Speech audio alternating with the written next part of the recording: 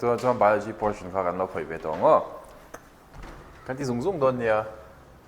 อันสักกี่ใช้แม็กตัวทอเซียตรอ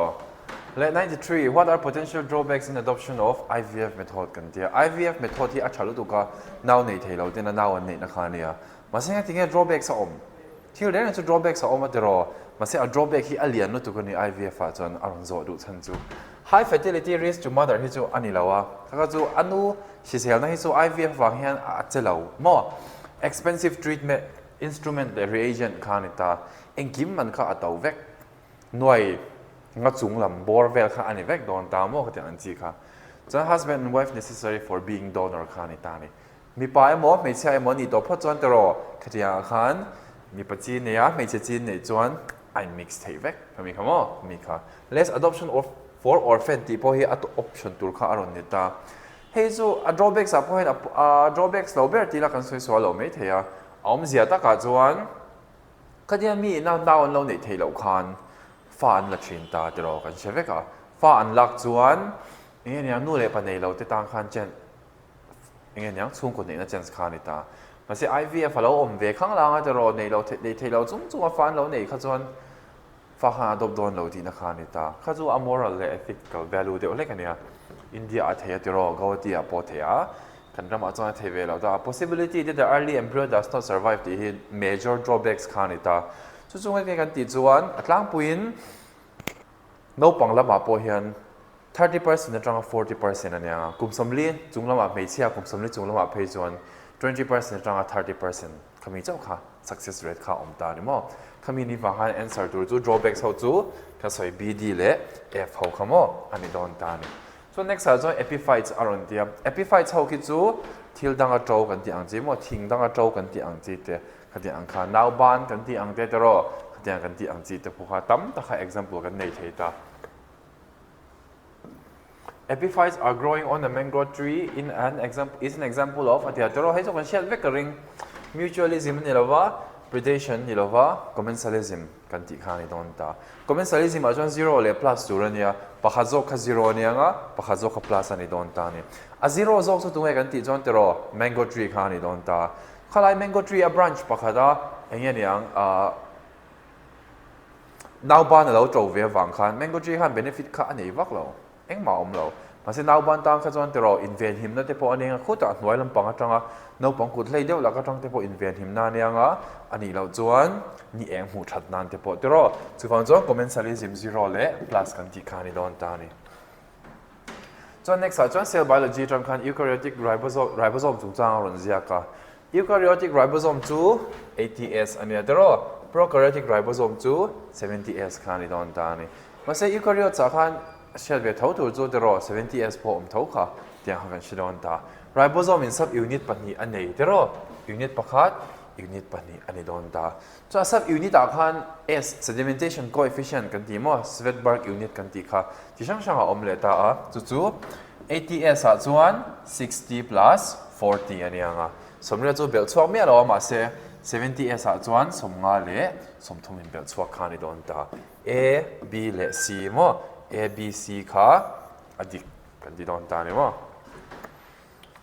So next, which of the following is an example of ex situ conservation? กันเดียว ex situ conservation ที่ไงกันดีจวน conservation technique คัน plant emo animal ค่ะอันอมน้ำหุ่น unnatural habitat conserve อะไรเหล่าคันคือที่อย่างหุ่นคันอันอมน้ำหุ่นจังอ่ะเวลาชัวเฮต้าหุ่นคอยไล่ emo research institute emo หุ่นเริ่มจังว่าด่าชัดคันนี้โดนตาจู่ๆ example ในส่วนจู่ zoological park กันดีเล่ botanical garden กันดีคันนี้ข้าจู่อินชิชังตรอโอ้สมัยมีจู่กุมที่เห็นให้เหี้ยชัวก็ in situ เอโม ex situ เหี้ย next example พอเทียมเงี้ยไง example เขาเหี้ยชัวกุมที่ตักกันเนี่ยจง100จงตรอ ecology จง in question อะไรกันละ primary source of energy in an ecosystem จู่ solar energy อติดอนตานี่จู่ดีครับเมียนี่อาจารย์ energy เราก็ค่ะ photosynthesis มัง energy อัน convert เลยตรอ living energy กันที่อ่ะคันSo next, one rate of production of organic matter during photosynthesis in an ecosystem is net primary productivity รอนติตาค่าดิกเราตานี่ rate of production of organic matter during photosynthesis สุกันเชียดค่ะ gross primary productivity ตัวนี้คำว่า net primary activity ทงฮิจู gross primary productivity minus energy used for respiration ka net primary productivity khanita net primary productivity whose claim in avan nung le de olek mo GPP ma khan hey sentence siam thadon ta ilang chuan ecosystem is called GPP khani dona so answer chuan tero he dik kan tia he dik lo kan ti don ta ni chuan answer chu 3 heda statement 1 ka adika statement 2 ka adik lo kan ti don ta ni mo next ang so let to know sexual reproduction in flowering plants atang khan nita both wind and water pollinated flower are not very colorful adik tero alem karon da point en a colorful thought lo petals bright deu ang chi ta kha lova le he noi mi valis neria kan ti ang phejo tero pangpara ni di posia lo mai thei ta ni statement 2 adik khap ta ni flower produce flower di chon hei le hei khani me enormous amount of pollen grain in wind and water kan ti ta water pollinated flower kan kha kha chu adik tam ta kha an produce asan so agent kha an nei velem lo wang khan insect emo human kan ti vel ngo kan kha om lo wang khan ni ta ni statement hi dik ve ve amai ro chu poi model chu ain explain em ti kha ani don ta ni hangai to sin tai le ro pollen grain kha atam vel wang khan pangpar ho kha an lo engen yang not very colorful kha an niam kan ti chuan tero ani lo not very colorful pangpar kha uncolorful lova and how chan chu they do not need to attract insect kan ti ang kha insect kan ti ang ho kha khang ho kha an attract kha ngai lo tero hamini wang khan colorful kha true lo ta ni answer to both A and R are true but it is not the correct explanation le floral formula has all ta ka soi khal top don hei hi actino ania tero chuan G kan ti chu superior kan ti khan don ta ni ka soi thin dang ha in sia chuan hei hi floral part a khan ngai ula chuan hei hi gynecium a khan ngai ro kan ti khamo floral part chunga khan gynecium om chuan superior kan ti don ta ni he zo dik lova chu a hnoi zo ka ron zia ki actinomorphic nature le superior ovary ti khamo kha kha aron dik khap don ta statement 1 is incorrect but statement 2 is correct so next as one cell chungcha khan chromosome kha rong kala he chu direct question ania also mm which chromosome in the human genome has the highest number of gene aron tia chu chromosome 1 kha ani dok me don ta ni kan chromosome number 1 hi alian bera gene tam ber boka 246 million base pair kan ti ang khamo tam viau ti na khani don ta ni sha vele me a zon tero gene ken claim ber chu chromosome y ani di ta kha tian ta kan chilon ya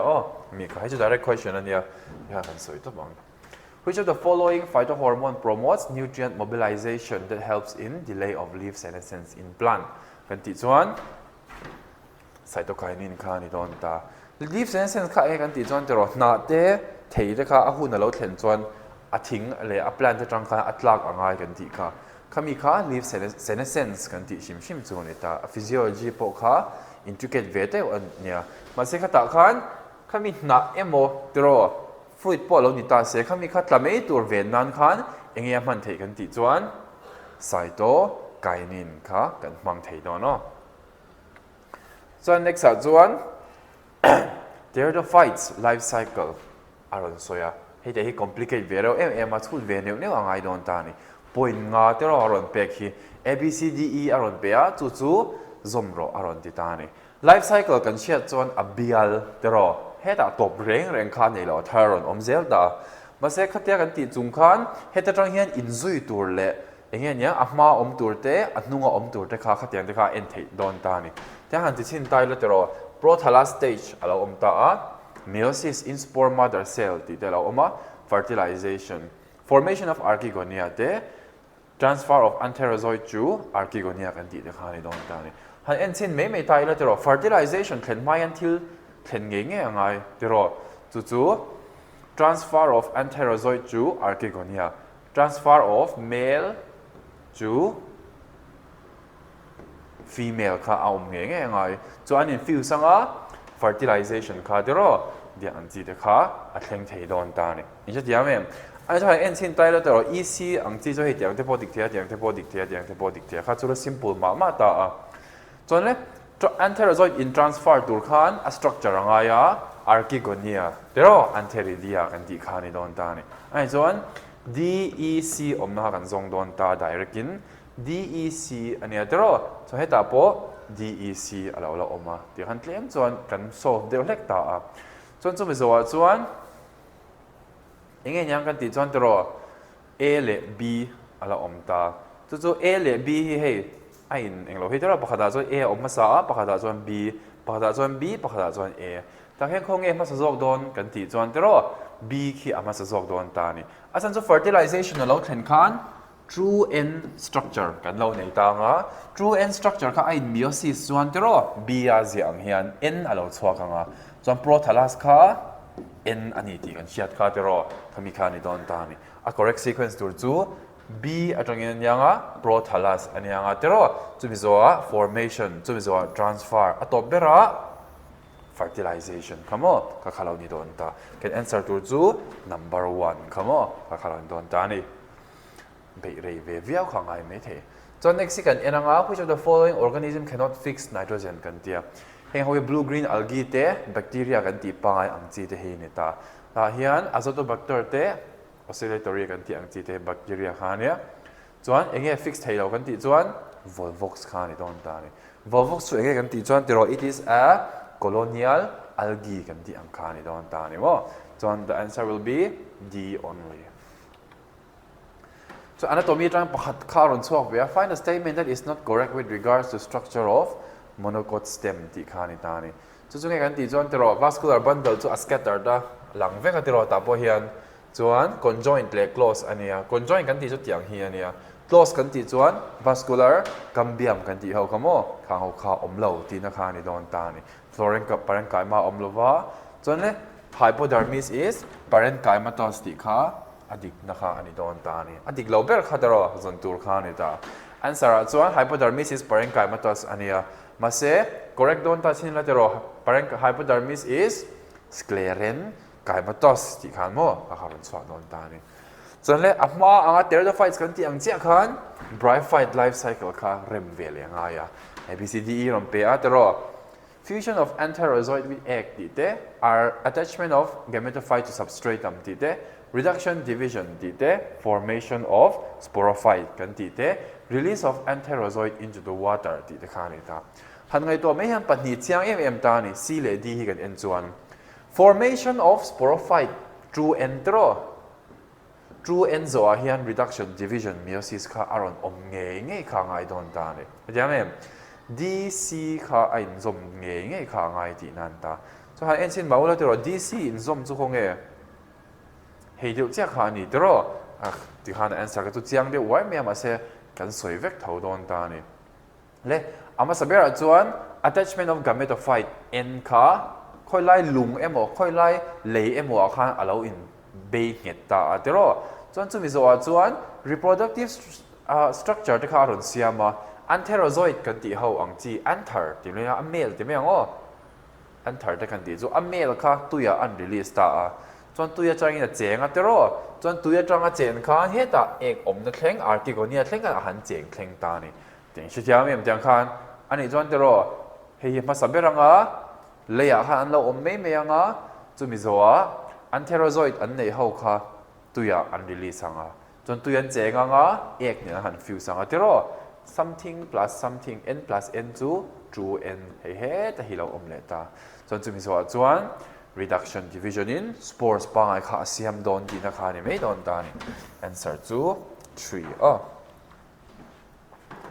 So which of the following are correct? Atia computed tomography and magnetic resonance imaging are used to detect internal cancer. Atia kha chu diktero taksa chung cancer en nan khan CT scan te MRI de kan manchin kha kha dika. Chemotherapeutic drugs are used to kill non-cancerous cell kha ni lo ta. They are used to kill cancer cell. Alpha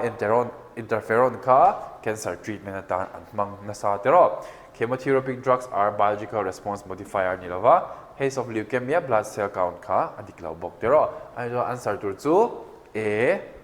le C kan ti kha ni don ta ni. So cell biology tang kha ron chuak ta a mi 121 hi I anglo kha aron mer ko pa cell the unit of life le cell cycle kha mo en thei ma sak ber tur chu a centromere kan ti chuan tiro centromere chu khoi ange ron involve kha cell machinery a khan involve la kha tam lo tiro centromere in enge ron pek kan ti chuan centriole ania centriole chu cell division a mo kha khani don ta ni cilium le flagella kha movement kan ti thin tiro ania cristae chu mitochondria a he tian tiro a involve khaอย่างที่เด็กขานิตาเซลล์เมมเบรนจูฟอสโฟลิปิดไบเลเยอร์ให้จังอินเชดอนนุตุกเตโรก็มีขานิตอนตา so answer to จู number 4 A true B 3 C 1 and D 4กันที่ขานิตอนตานี่ so 124อ่ะจนเตโร endosperm เล embryo in cara layer ข้าอันนี้ตาเขามี layer ข้า endosperm ข้า acovar กันที่ชินตานี่เขามีข้า monocot b ข้าอันนี้ตาเขามีข้า acting aranzota จู่ alluron layer ข้าอันนี้ตานี่ direct answer เดี๋ยวอัน image in ส่วน NCRT บูมีเจ้าข้านี่ให้ headline มีกวาดเขาฮี alluron layer อันนี้ฮีกัน endosperm อันนี้จะฮีใต้จินซงฮีที่เมียงว่า sendel อันเสียฮีกัน embryo ข้านี่โดนตาไอ้การเองเลียร์ตีส่วนเดียวalluron 127 ส่วนเดียว a typical unfertilized angiosperm at maturity 8 nucleate 7 cell อดีตครับเดียวหันเสียชินตายละเซลล์ขัดเซลล์นี้เซลล์ทุ่มเซลล์ลีเซลล์งาเซลล์ลูกเซลล์สรีเดียวเซลล์ขัดนิวเคลียสปะขัดนิวเคลียสปัตนี้ปฐุมปลีปังาปรุกปสรีปริยัติขานิตอนตานี่อมเสียส่วน headline polar nuclei ฮีเซลล์ประคัดอังเตนอันเซียชินจู่มีเซลล์จู่เอกกันตีจวนเทโร secondary nucleus เตปอนตีชินค่ะเทโร secondary cell เตปอนตีชินค่ะข้านิตาส่วน the egg apparatus has two polar nuclei ที่ฮีอดีตโดนเอาตานี่ egg apparatus กันตีจวนเฮดไลน์ egg cell เล่ synergids นักขานิตา egg cell เล่ synergids ค่ะปัตนี้อันนี้เทโรเฮตาเฮียนจวน egg apparatus has two polar nuclei ที่อดีตเราพดอันนี้บางส่วน A จูดิกกันที่ยังไงตัวส่วน R จูดิกเรากันที่ไม่โดนตานี่ส่วน a specialized membranous structure in a prokaryotic cell that helps in cell wall formation DNA replication และ respiration อารมณ์ที่ตาถ้าเขาจะคนเช่น vectoring อะ mesosomes กันที่อังคารนี่โดนตานี่เฮียทลากหินหมู่ส่วนมั่วแต่สภาพของสวยจริงค่ะ mesosomes สูงจ้างอ่ะส่วน mesosomes ที่ scientist เทรนขัดส่วน electron microscopy อ่ะคันอิเล็กตรอนคันโปรแคาริโอตเขาขโมยอาจุกแดงดดเฉียนกันที่ข้าเจอข้าที่ยังอาจุกแดงดหนาคันคิดยังสตรัคเจอร์คิดเองยังอาจุกพลาสมาเมมเบรนเตะข้าอาจุกแดงโซยาคิดยังสตรัคเจอร์คิดอารมณ์สวกเฉียนที่ขโมยข้าตุนตุนเล่นคอนฟาร์มาแล้วนี่แล้วว่ามาเสียบมาคันคิงสตรัคเจอร์คิดเมโซโซมส์อันที่ตา respiration เตะ cell wall formation กันที่ส่งเตะขโมยข้าที่ยังอาหารอปุยกันที่เทดอนตานี่มั้งข้าขันชิดอนเนี่ยprokaryote 啥子呢 What is the pattern of inheritance for polygenic trait อันนี้ตานี่ polygenic trait เองเงี้ย polygenic trait กันที่จู่เดี๋ยวเองมันนี่กันตักษาเห็น character ประคัดแล้วอมตาเสียกันวุ่นรงเตะเดี๋ยวกันสารทรงเตะกันรีทรงเตะค่ะข้าก็จีนประคัดเจ้าข้าจะ control เราตานี่นี่ใช่ไหมแม่จีนที่ช่างข้าจะ control ตาอินสารทรงนี่ว่าเตะพอข้าเดี๋ยวจีนภาษารีเวลเตะพอ control เทตานี่ข้าจะอันที่ข้า polygenic trait อันนี้ polygenic trait inheritance สู่ Mendelian factor Mendelian inheritance ค่ะ a follow เทเราโม่อะไรน่าอมเราชิม Mendelian ก็สู่ไอ้ selective ตา polygenic ก็ส่วนจีนตั้มตาก็ออกมาฟังข้างข้าจะข้า selective เทเราตานี่โม่130 answer to สู่ non Mendelian inheritance Each of the following character proposed by Whittaker and 5 kingdom classification อารอนโซยาจะเหตุไรเฮียนที่ช่างอารอนโซยาเดโรเอ็นซินตาอิละ multicellular heterotroph with ไก่ตินจู fungi อันนี้ไหมอะ heterotroph with tissue organ system จู animal อันนี้อ่ะเดโร prokaryotes จู mammalians อันนี้อ่ะ eukaryotic autotroph with tissue organ level จู plant อันนี้อ่ะเดโร eukaryotic with cellular body organization จู protist กันที่อังคารนี่ตอนตานี่ที่ก็ส่วน simple อ่ะจังอ่ะ complex ค่ะเรื่องมาว่าตาอ่ะมาสับเบอร์ส่วน mammalians อันนี้อ่ะที่รอจุมิโซะ protista อันนี้อ่ะจุมิโซะ fungi จุมิโซะ plant จุมิโซะ animal ค่ะนี่ตอนตานี่ answer ตัวที่รอ C E A D B C E A D B maka answer khani mai don ta ni hey prokaryotes protists fungi plant animal we take our classification as one ke ni animal how he can complex bear aron ti ni hey hele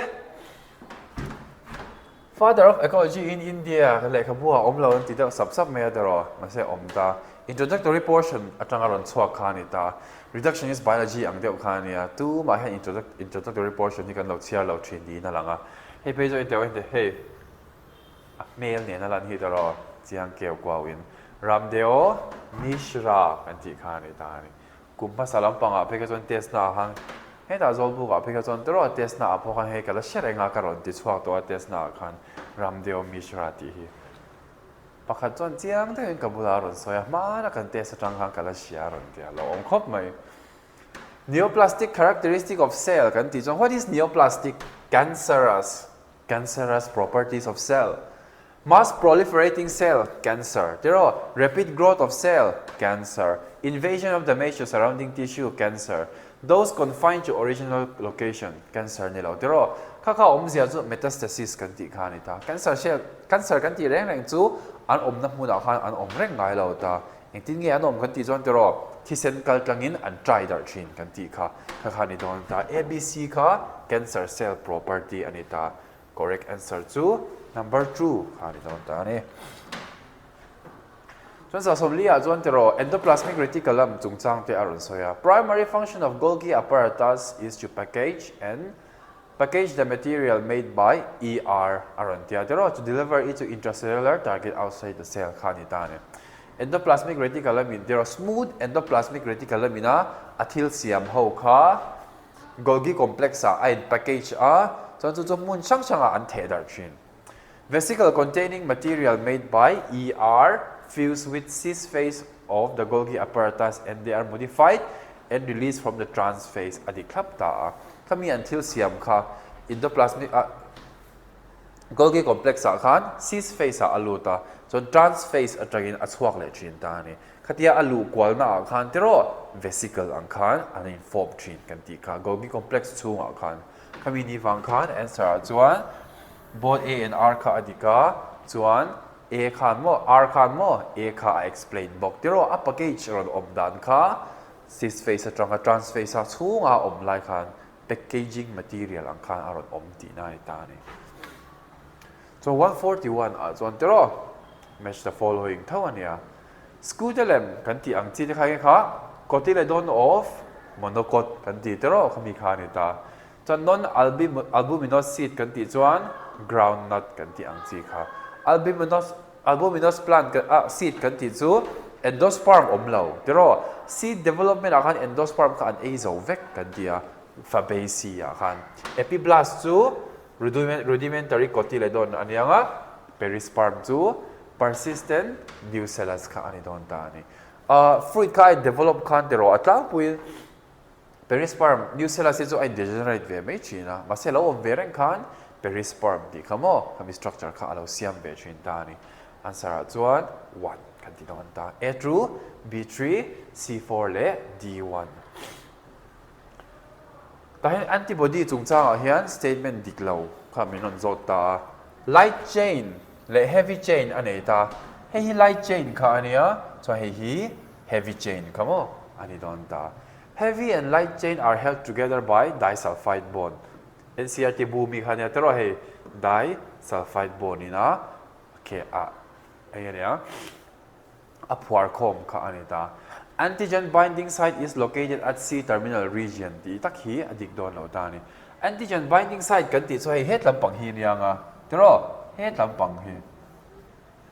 so antigen binding site kha eng region ange om kan ti chuan tero antigen binding site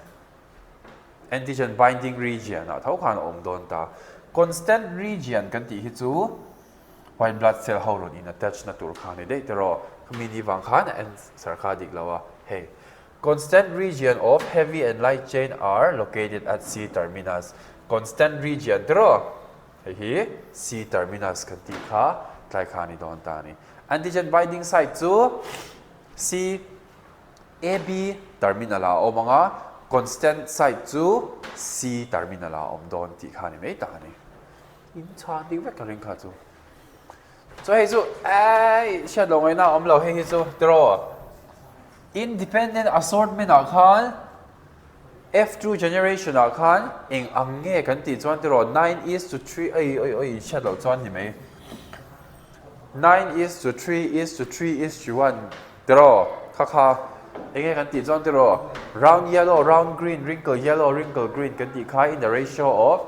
9:3:3:1 angin a om kan ti thei o khami kha poi mo nia ma se all sum draw kha chu soi pong ai lo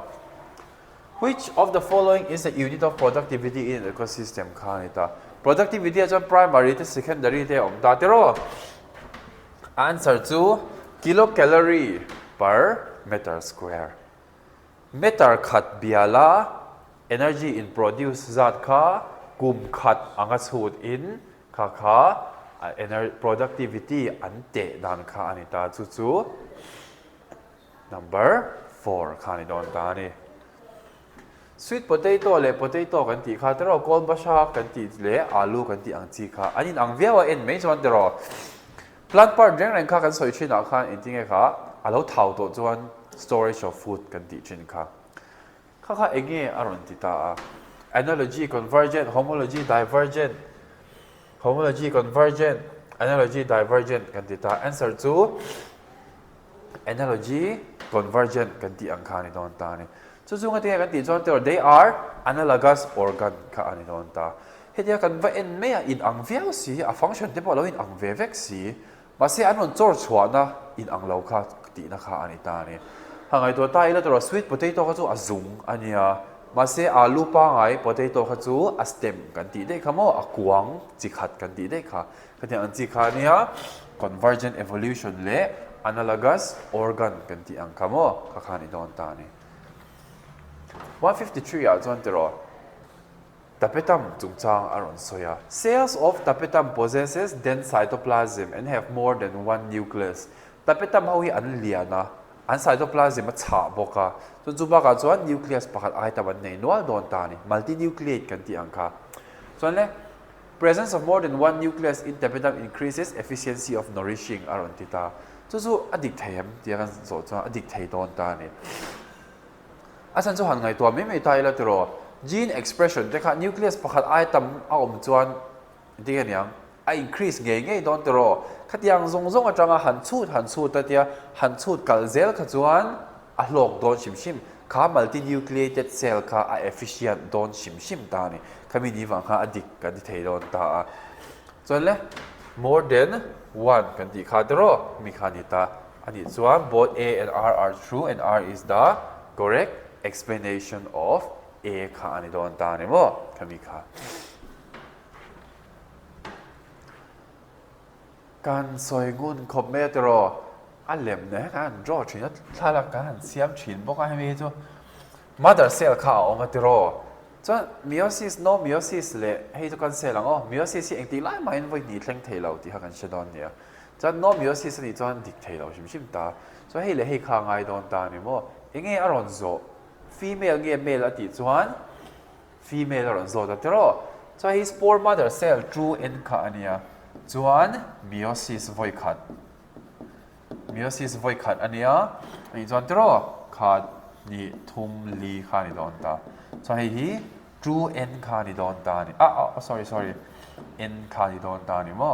so hemi te pathum ka chu an degenerate anga so hi voi khat mitosis voi khat patni alo changa tero mitosis voi ni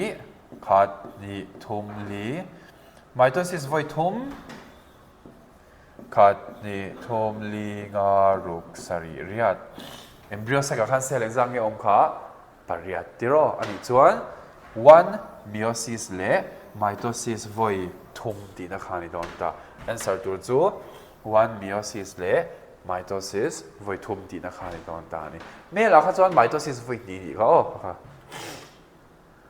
which of the following is an example of zygomorphic flower kan ti ta zygomorphic flower kan ti ang ho kha chu kha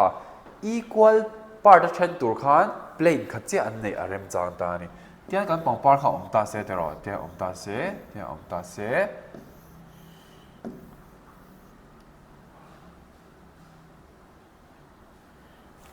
hết tầm hi engtin mo ni dang lam deuh hlek ti me tiang ol sam zong nan hei pang par kha tiang lo om don ta ni hei hi equal play na thren tur chuan ti zong chia khan te ro hei tiang chia kan kat khan equal play na khan ar chwa dong kha de kha zygomorphic ani ta a cho heta hian eng ange hi ge zygomorphic kan ti chuan p hi ani don ta ni mo b kan ti ang ho te kha dia ang ho chi te kha an pang par kha zygomorphic kan ti thei don ta eng te kan shet theang kan ti chuan te ro estivation kha vexillary estivation an nei kan ti kha na sia em te khan om thin kan ti kha te ro hetili han kan don te u ti zong ba khina kat thei lo te ro ani chuan p chuan 156 a chuan human health disease ta ron kala athil hi aron ziak tewa tu lo khi which of the following is secondary lymphoid organ te ron ti thame me se te ro ol sam me tur ania lymphoid organ primary chu thymus le bone marrow ania spleen te lymph node te pyre patch kan ti ang chi te kha secondary ani don ta ni mo answer chu c d e kan ti kha ni don ta ni mo secondary achung mi khi aron ziak me me ya at noya mi khi secondary lymphoid organ enge ron ti se inang reng 157 a chuan te ro fig fruit is non vegetarian fruit hen ti ngai mi alo hei le tun kum question on chuak dang lam ve deuh na pakhat ani ta ama question on chuak thina chuan a book base ultra lu tu kan ti thin khamo class a khan ma se tun ve thunga hi chuan tlema a book pon deuh hlek kha anon ti chuak ta ni non vegetarian fruit ti chun sang hi le bu kha zia lo ve de ta tlemin in chia za ve deuh hlek te po khan next exam ate po chuan angai ve to do kan ti mo tian te khan ta fig was and fig tree exhibit mutual relationship mutualism kan ti kha te ro pakhatin a life cycle kha fig fruit a complete a pakhat khan engen yang pollination alo mu kan ti kha ni don ta statement 1 adik lova statement 2 chu adik kan ti don ta ne mo ni kha what is the main function of spindle fiber during mitosis kan ti chuan te ro all khop me hai chu separate the chromosome kha ani don ta ni nakina khan ro metaphase te oma prophase te oma metaphase te oma metaphase a khan spindle fiber khan he ta kinetochore a khan aron man beta he kinetochore chu a hring hi mo he ta hen te he aron man beta ni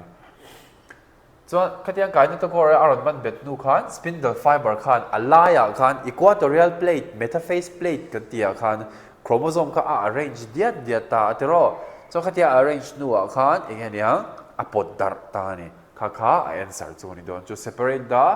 chromosome kha ani don ta ni mo kami kha what is the main function of spindle fiber during mitosis to separate the chromosome kan ti kha ni don ta kimi ba ki function pakhat dang alan ya chu chromosome ho kha an mani in heta alaya equatorial plate kha anon om ringot thelo spindle fiber khan apotanga avarem don ti na mo function pani ni chu so meiosis ha in share tur pakhat chu chromosome kha an pot chen lo nia they do not separate spindle fiber khan meiosis ha chuan they just move the chromosome which of the following is a characteristic of gymnosperm atia hey so all sam tiro hey alang kwa naked seed kan ti kha ni ta ni hey so in share vectoring gymnosperm chimchimi chu expose ovule le naked seed kha a main priority angiosperm ne na andang lamna major difference kha ni don ta ni mo chan planking dom hi aron chuak nem khop me atero paruk lai ro panga lai ron chuak ta ta hi chuan group aron soya apia scientific name a plant ping aron da than top tur kha ni me ka sha thei all samber chu angiosperm karelo lo lang phasa be chu angiosperm salvia kha ni angiosperm salvia chu kha angiosperm te ber kan ti khamo kha ni don ta gymnosperm chu ginkgo biloba living fossil kan ti khamo so pteridophytes chu salvinia kan ti anga bryophytes chu polytrichum moss kan ti ang khamo ti ang si kha ni don ta answer to chu A4 B3 C1 le D true kha ani don ta ni mo kami kha. So 164 hi biodiversity conservation atang kha ni ta evil quartet te aron dia pali kan nei khatero ex-situ conservation shilong tlang sam lan ta camera te do kan ti ang chi te kha ni ta evil quartet zinga pakhat chu evil quartet chuan it causes loss of biodiversity kha ni don ta ni do extinction hei so shingal vector mi kha ni don ta lan ta camera kha shilong tlang sam kha invasive alien species ex-situ conservation chu cryopreservation kha ni don ta cryopreservation ko ending e x ang consider kan ti chon tero heta again ya plant part kan ti ang chi kha at na ringo te pon te a part te pon ni thei azung te po a chi te pon ni theya kha ka vura vada that mo kha ni don ta ni answer to chon true a3 b1 c2 le d4 kha ani me don ta ni. Which of the following type of immunity is present at the time of birth and is non-specific type of defense of the human body khanita? Time of birth ami khalo shelo baula at noya statement pakhat khan all someday na shia thei here don tao chewa chu non-specific type ti khanita ni specific le non-specific kan nei atero innate le adaptive acquired emo kan ti kha innate pakhatania adaptive or acquired tiango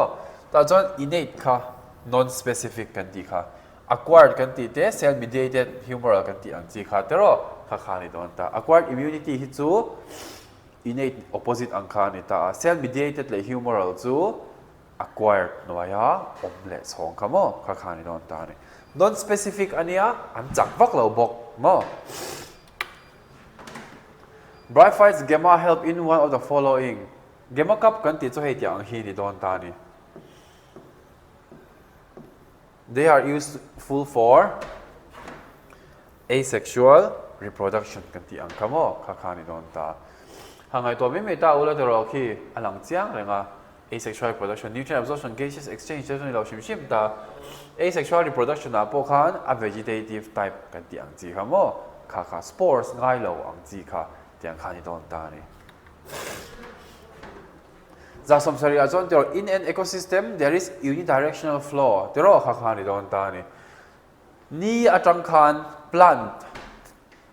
thaya khan energy aron kalta tero. Thaya atang khan ni akha energy le thengem. Theilo tero. I thai e atang khan energy I muta tero. So energy kha I thai e khan iba pele le thengem. Thei don lo tero. Energy flow chu unidirectional kha anita ni. Statement 1 to adik kakanti don ta. So statement 2 here and don ta ecosystem are exempt from the second law of thermodynamics kanita. Kako in lek bu apokan chiang to kanin zia katero. They are not exempt from second law of thermodynamics kanti kamo kami ka. Anan tu toro heat loss ti ve khan shem. He ta kan heat loss ka obve ve ka. Tia kani don ta. So answer 2 food chain a khan tero a food chain te ka ti trophic level pakhat atanga trophic level a chau khan tero e ni lo ngoro ni lo ka zuk thai ringot. Statement 1 is correct, statement 2 is incorrect kha tero kami khani don ta ni. They are not exempt. He ta khan trophic level pakhat atanga trophic level a chau khan energy is lost in the form of heat kan ti khamo kha. So plant growth and development chung changa khan aron chuaka tungku ma plant growth and development trying pani ron chuaka plant growth hormone function ve aron chuak ta ni en chon tero abscisic acid te chang ron chuak ta parthenocarpy can be induced by auxin adi khlap ba plant growth regulator can be involved in promotion as well as inhibition. Promotion is atamzo kha ania inhibition a chuan gibberellic acid ho kha inhibitor te anti chin kamo kha. De-differentiation is a prerequisite for redifferentiation. Kapo khadik le thap tani. Hangai to sin taula tiro. Meristematic cell oma permanent cell aron chang tani. In divide to turong ai khafu khat aron de-differentiate le a. Ai de-differentiate anga ai divide le chuan redifferentiation of don. Redifferentiation cannot exist without de-differentiation. Oh, abscisic acid is a plant. So is ochia tiro. promoter ni lo inhibitor kan ti kha apical dominance promote growth of lateral buds kha po kha ni lo apical dominance promotes the growth of apical buds pangpar te thing te le ti vel kho te ro an that na ber kha apical buds anita kha apical dominance kan ti kha mo kha ni don ta ni answer to A, B, le C. So here last line here. Which of the following equation represents Verhal's Pearl logistic growth of population kanita? Hemi so initiate logistic growth of population ka a formula ron zo ka sa po ka soichin ka na siya em. He thi li so engtika ma zo turin ron chuak ngai don lo a chan chu engtika ma in chok chuak don lo kan ti chin ka mo dar kar ninga po ne ula in chok chuak don lo sim sim R ti vel mo mi value ne ne ang chi kha ninga de ka ti ro dar kar nga so so ve the ema answer to dn by dt equals to rn k minus n by k kan ti kha mo population growth kanita r ki intrinsic growth rate of natural increase ania n ki number of population k to carrying capacity kan ti kha mo kha kha ni mai don ta ni formula simsim ka bio ka so engmak ma kha cho turin rong kal don lo ka ti thin ka a formula simsim kha apart ang zel khan in sia ang enge k ti te enge dn by dt ti te khi enge rn ti te khi mo tiang song song khi apoi mo vek zel khan ka to bernia cha chat viao ka ring tro result nga chen ta ti kha chuan ale to phodang biology analysis kan lo tran le to nga I kha sar floyan lo analyze to part engem bosa ta kha tuna kan lo tran vele nga langa hey tuna hin analysis a hian in thil pakhat ron je tel tur kan ya chu in your life bu chunga mi nge ho le hemi abik takin NCERT textbook poimo ji kha karon titel dona le khabu dang kan cheer na sa a in cheer zaw nan chuna tha am ai ro chu soi thina student tebula chuanin NCERT textbook he kan thiam chen chuanin Neet biology he chu ati that thei chiang ani ti kha karon soi tel dom bokani masabera chuanin question kan enanga while trying to find out the characteristic of newly found animal, a researcher did the histology of adult animal and observed a cavity with the presence of mesodermal tissue towards the body wall, but no mesodermal tissue was observed toward the alimentary canal. What could be the possible coelom of that animal? Yeah, animal basis of classification, animal kingdom chapter amini he. Animal basis of classification achuan in body cavity poimo true coelom an nei nge tin false coelom pseudo coelom kan ti nge tin coelom an nei lo body cavity nei lo coelom kan ti ang chi kha chi rang kha in le khabuan zira chuta chuanin germ layer pathum ectoderm endoderm le mesoderm oma mesoderm germ layer atangin body cavity alo inform ani chuanin chutiang chu true coelom kan ti chutiang animal ho chu coelomate tin kan soi thin ani amai ro chu mesoderm le ectoderm inkara endoderm inkara germ layer body cavity alo in siam ani chuanin chutiang coelom chu chutiang cavity chu pseudo coelom ti kan soi thin kha alo ni ta ani alema kan en chuanin he chung coelom pathum de chu coelomate ania chuan hi true coelom kan ti coelomate ho khan ni hetiang hi pseudo coelom kan ti ang chi endoderm tissue le mesoderm germ layer inkara hetiang body cavity lo in siam hianin pseudo coelomate ti in kan soi thin ani chutiang animal chu khuyang nge kan mu thin kan ti chuanin phylum Aschelmintes kan ti ho khatiang roundworm ho khanin hetiang coelom hi kan mu thin ani ti chuan nematode ho an ni chu. Next, all living members of the class Cyclostomata are around the chordates ho nuaya omani Cyclostomata kanti chu khaberu neilo sanga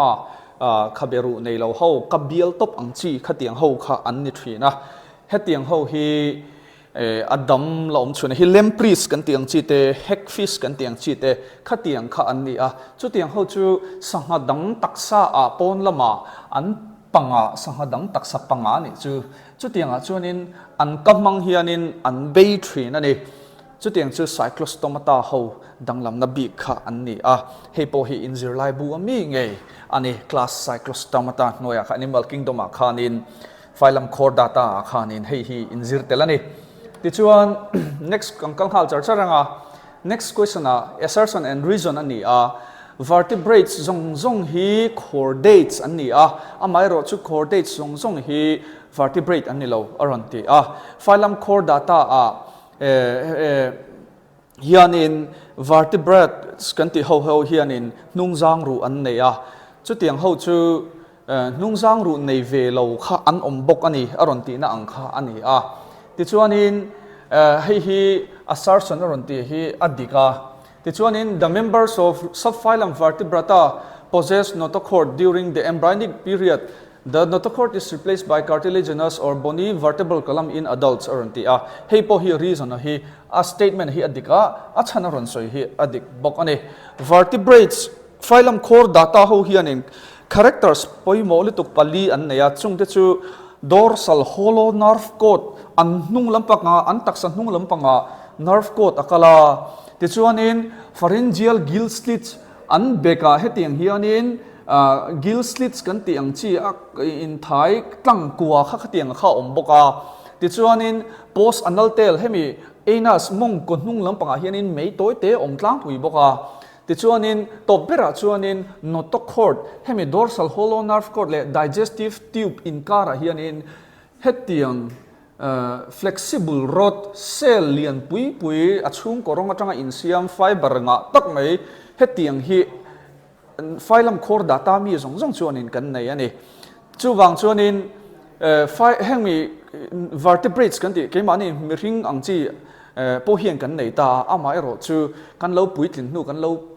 in develop nu chuanin chung notochord kan ti te chu vertebral column kan ti ru chang angchi te ru no cartilaginous bones kan ti angchi te po khanin a replace thin ani ti chuanin assertion aron soi hi adika reason aron soi hi adik boka reason hi hemi vertebrates zong hi chordates kan ni a adika phylum chordata noya kan oma amairo chu vertebrates nivelo urochordata kan tiang chi te cephalochordata nungzang ru chang nei lo ho khatiang le cartilaginous backbone nei lo ho khatiang kha an ong ve thawani subphylum pati kha chu wang chuanin assertion le reason kha aron soya chu po chu in le khabua chiang takin aron in ziak bok ani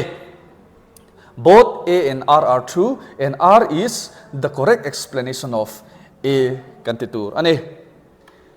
the role of water vascular system, echinoderms, starfish kanti ang chite, kati ang ho kanin water vascular system an ya. Chu a function chu aronti water vascular system chu a function chu in le kabua chiang takin in ziak boka. Enge water vascular system chu kan soi photanga hey echinoderm ho chuanin thisen kan tiang chi te kha tiang kha a than pa in nei loin an taksa hianin until eite kha tiang a in transport na tur enge vascular system kha an nei via amai ro chu achunga chunin enge in transport thin kan ti chuanin thil dang ni loin tui mangin a medium kha an mang thin ani chu tiang chu water vascular system kan ti kha anita ti chuanin chu enge atangkai na kan ti chuanin an jet son vel na tan te tin thil an eituran man thei na tur le tin enge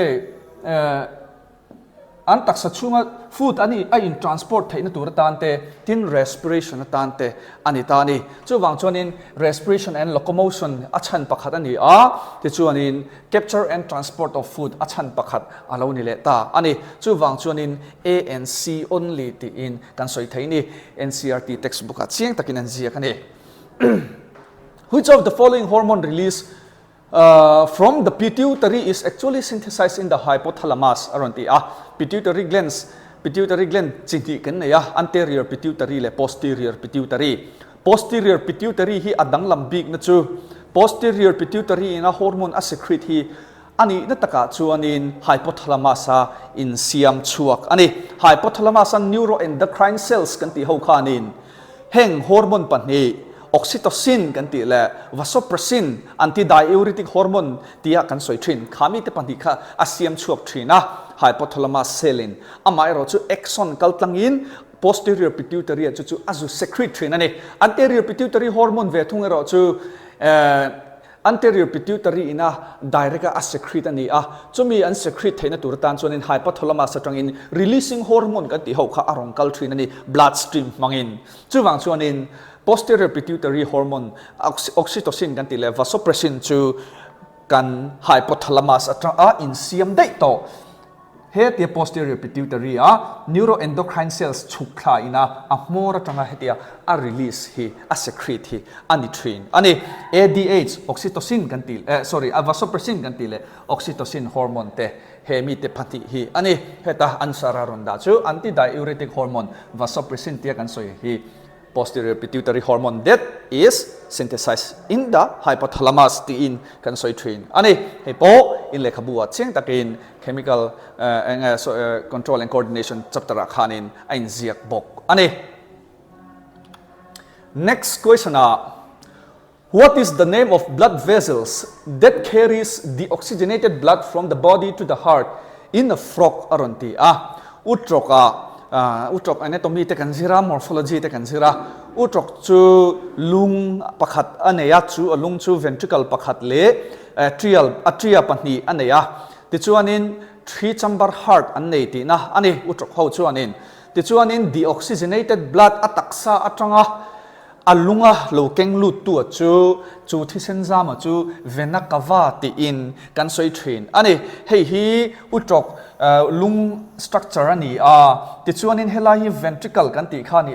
helai region hi left atrium helai region hi right atrium kan ti khani ti chuanin triangular muscular body kan ti khating kha omboka chu sinus venusus in le khabuina azia kha ani ti chuanin taksa atanga thisenjam the oxygenated blood ron keng lu tu chu vena kava kan ti kha anita left le right ting hianin arong kal thin ani right anterior vena kava le left anterior vena kava an nei thin ani ti chuanin chu utrok chungchang ani he structural organization in animals chapter ani hemi chapter hi apoimo emema abik takin hemi chapter hianin cockroach le frog kan zira amai ro chu frog atang hianin question pali de ngot anron ti chuaka anron ngai poimo khop mai ti chuanin question number hi chu kan share lo nga hi chu asset kha kan perfect to a chapter ho kha karon da khom bi ka wangin in dot sequencing om kher lawa which of the following statement is correct about the location of male frog copulatory pet aronti utrok ho chu an in pol kan ti hianin an in bo ve ru na ama ero chu external fertilization a thlengani chu external fertilization chu engtinge thentrin kan ti chuanin utrok chu an vun chu na la chu wang chuanin in bo nge tur chuanin apa hianin nge taka achel ve ngai ni chu tiang chu thleng tur chuanin apa hi akuta hianin structure danglam big a oma chu copulatory pet kan ti kha ani anuin an nei ve lo ani an in bo ti chuanin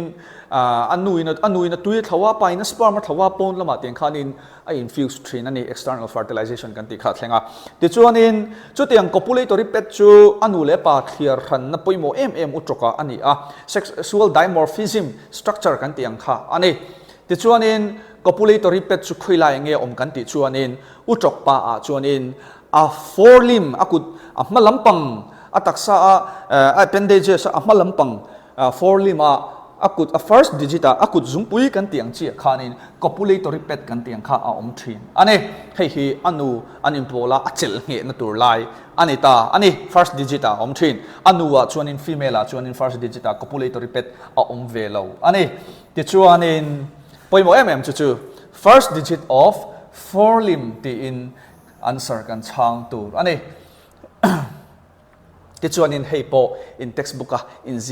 ziak chiang ani hei male frog hi dimorphism ultra sexual dimorphism kan ti hi apa le anu hriat ran na hi chitni kan neya pakha chu he kan ron soi to copulatory pet hi nia apa ni na chu buccal cavity heta an ka chunga hianin asira hianin vocal sac kan ti hi an nei thin ani apa chuanin chu utroka apa clear han na poimo ani bok anin ham pur kan ti na lai te kha an train he Ti chuan in frog the renal portal system is aron ti a special venous connection that acts to link utroka thisenzyme chini hepatic portal system le renal portal system kan nei a renal hepatic portal system chuanin intestine atangin lunga thisen a connecta chu thisenzyme chuanin ti chuanin renal portal system chuanin lung le taksan hnuai lampang kidney kan ti tele a aya a hnuai lampang ho zonga kha a connect thin ani kidney and lower part of the body ti tur ani hepatic renal portal system a chuanin chu po chu in le khabua kan mu bok ani ti chuanin structural organization in animal frogs chungchanga question pali na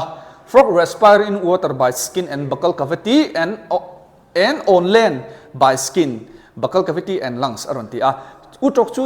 tui chu nga chuanin an vun le an ka kal tlangin an tho a ti chuanin khomwala chuanin an vun le an buccal cavity le an lungs mangin an tho thin aron ti ani ti chuanin in le khabu he po chiang takin an a in zia ka utok chu amphibian an ni a tui chunga an cheng theya frog so chu khomwala an cheng thin bok ani pulmocutaneous respiration kan ti kha an neya chumi om zia chu an chuap le heta an vun mangin cutaneous respiration kan ti le pulmonary respiration kan ti kha athing ve ve the ani engwange kan ti chuanin utok chu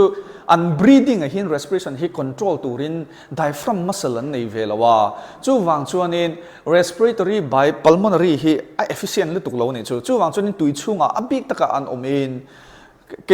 cutaneous respiration by skin kha athen ngai thin ani chu wang chuanin heta in le khabu chiang takin ron in zia in water skin act as aquatic respiratory organ cutaneous respiration tui chunga chuanin avun mangin athothina khomuala on land the buccal cavity skin and lung act as the respiratory khomuala chuanin avun le aka le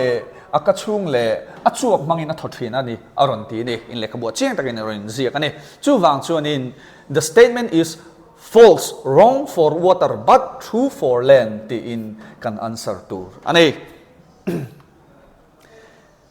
Question. Next question ang kalanga biomolecules chapter ani. Biomolecules tun exam andron ngai po mo khop may hemi chapter tanging question rong kal nuala. Name the class of enzyme that usually catalyze the following reaction. Aron ti. Our reaction he can end chuanin compound he can end ang a group other than hydrogen aron ti a G hi ti chuanin S hi substrate ani a ti chuanin hi another substrate ani a ti chuanin hemi te pan hi compound pakhat ani ti na ni chu chemical bond manginan bona ti chuanin next heta a product kan en chuanin heta G group a hi hemi substrate a hianin ava in bond ta dai ni chu hetiang catalyze to enzyme hi enge ti chuanin transferase enzyme ani transferase enzyme chuanin the transfer of a functional group from one molecule to another molecule tia kan zir thin kha ani biology biomolecules chapter a chu enzyme chu kan khiat belatan kan soi belanga enzyme chu hemi transferase enzyme hi ka soi photanga transferase enzyme example thadeu pakha chu peptidyl transferase enzyme kan ti khani chu khoi ange om thin kan ti chuanin ribosomes sa kha na oma chu nge na tho kan ti chuanin tRNA in molecular rom kenga amino acid chu amino acid chu next hemi amino acid nen hianin in bone tir ta dei thina ni chu mi catalyze to enzyme chu peptidyl transferase enzyme kan ti khani ta transferase example pakha ni chu in lekhabu in zirlai bu ne na in kai hnoya chuan ti chuanin adang example tam tak soi tur lom transferase hi en tirnan glycolysis pathway phosphate group transfer into adenosine triphosphate atanga glucose molecular carbon number 6 phosphate group transfer to kha kinase enzyme ani khatiang po kha transferase enzyme thawni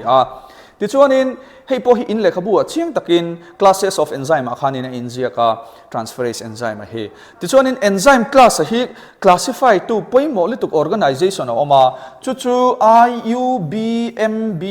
hei hi khriat zawnan ka soibel du ani International Union for Biochemistry and Molecular Biology ti ani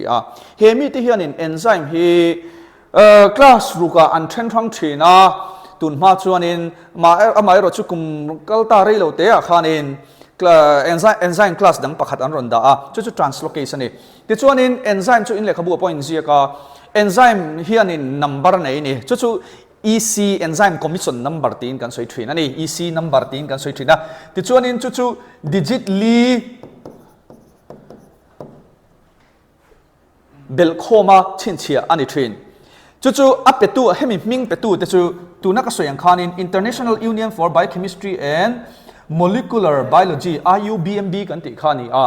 ti chuan in hemi te hian in enzyme class ri an classify a hetinga in dot dan hian in tuna kan soi zo tak transferase enzyme hi EC2 ani chu wang chuan in transferase enzyme rang chu enzyme commission number kan soi don chuan in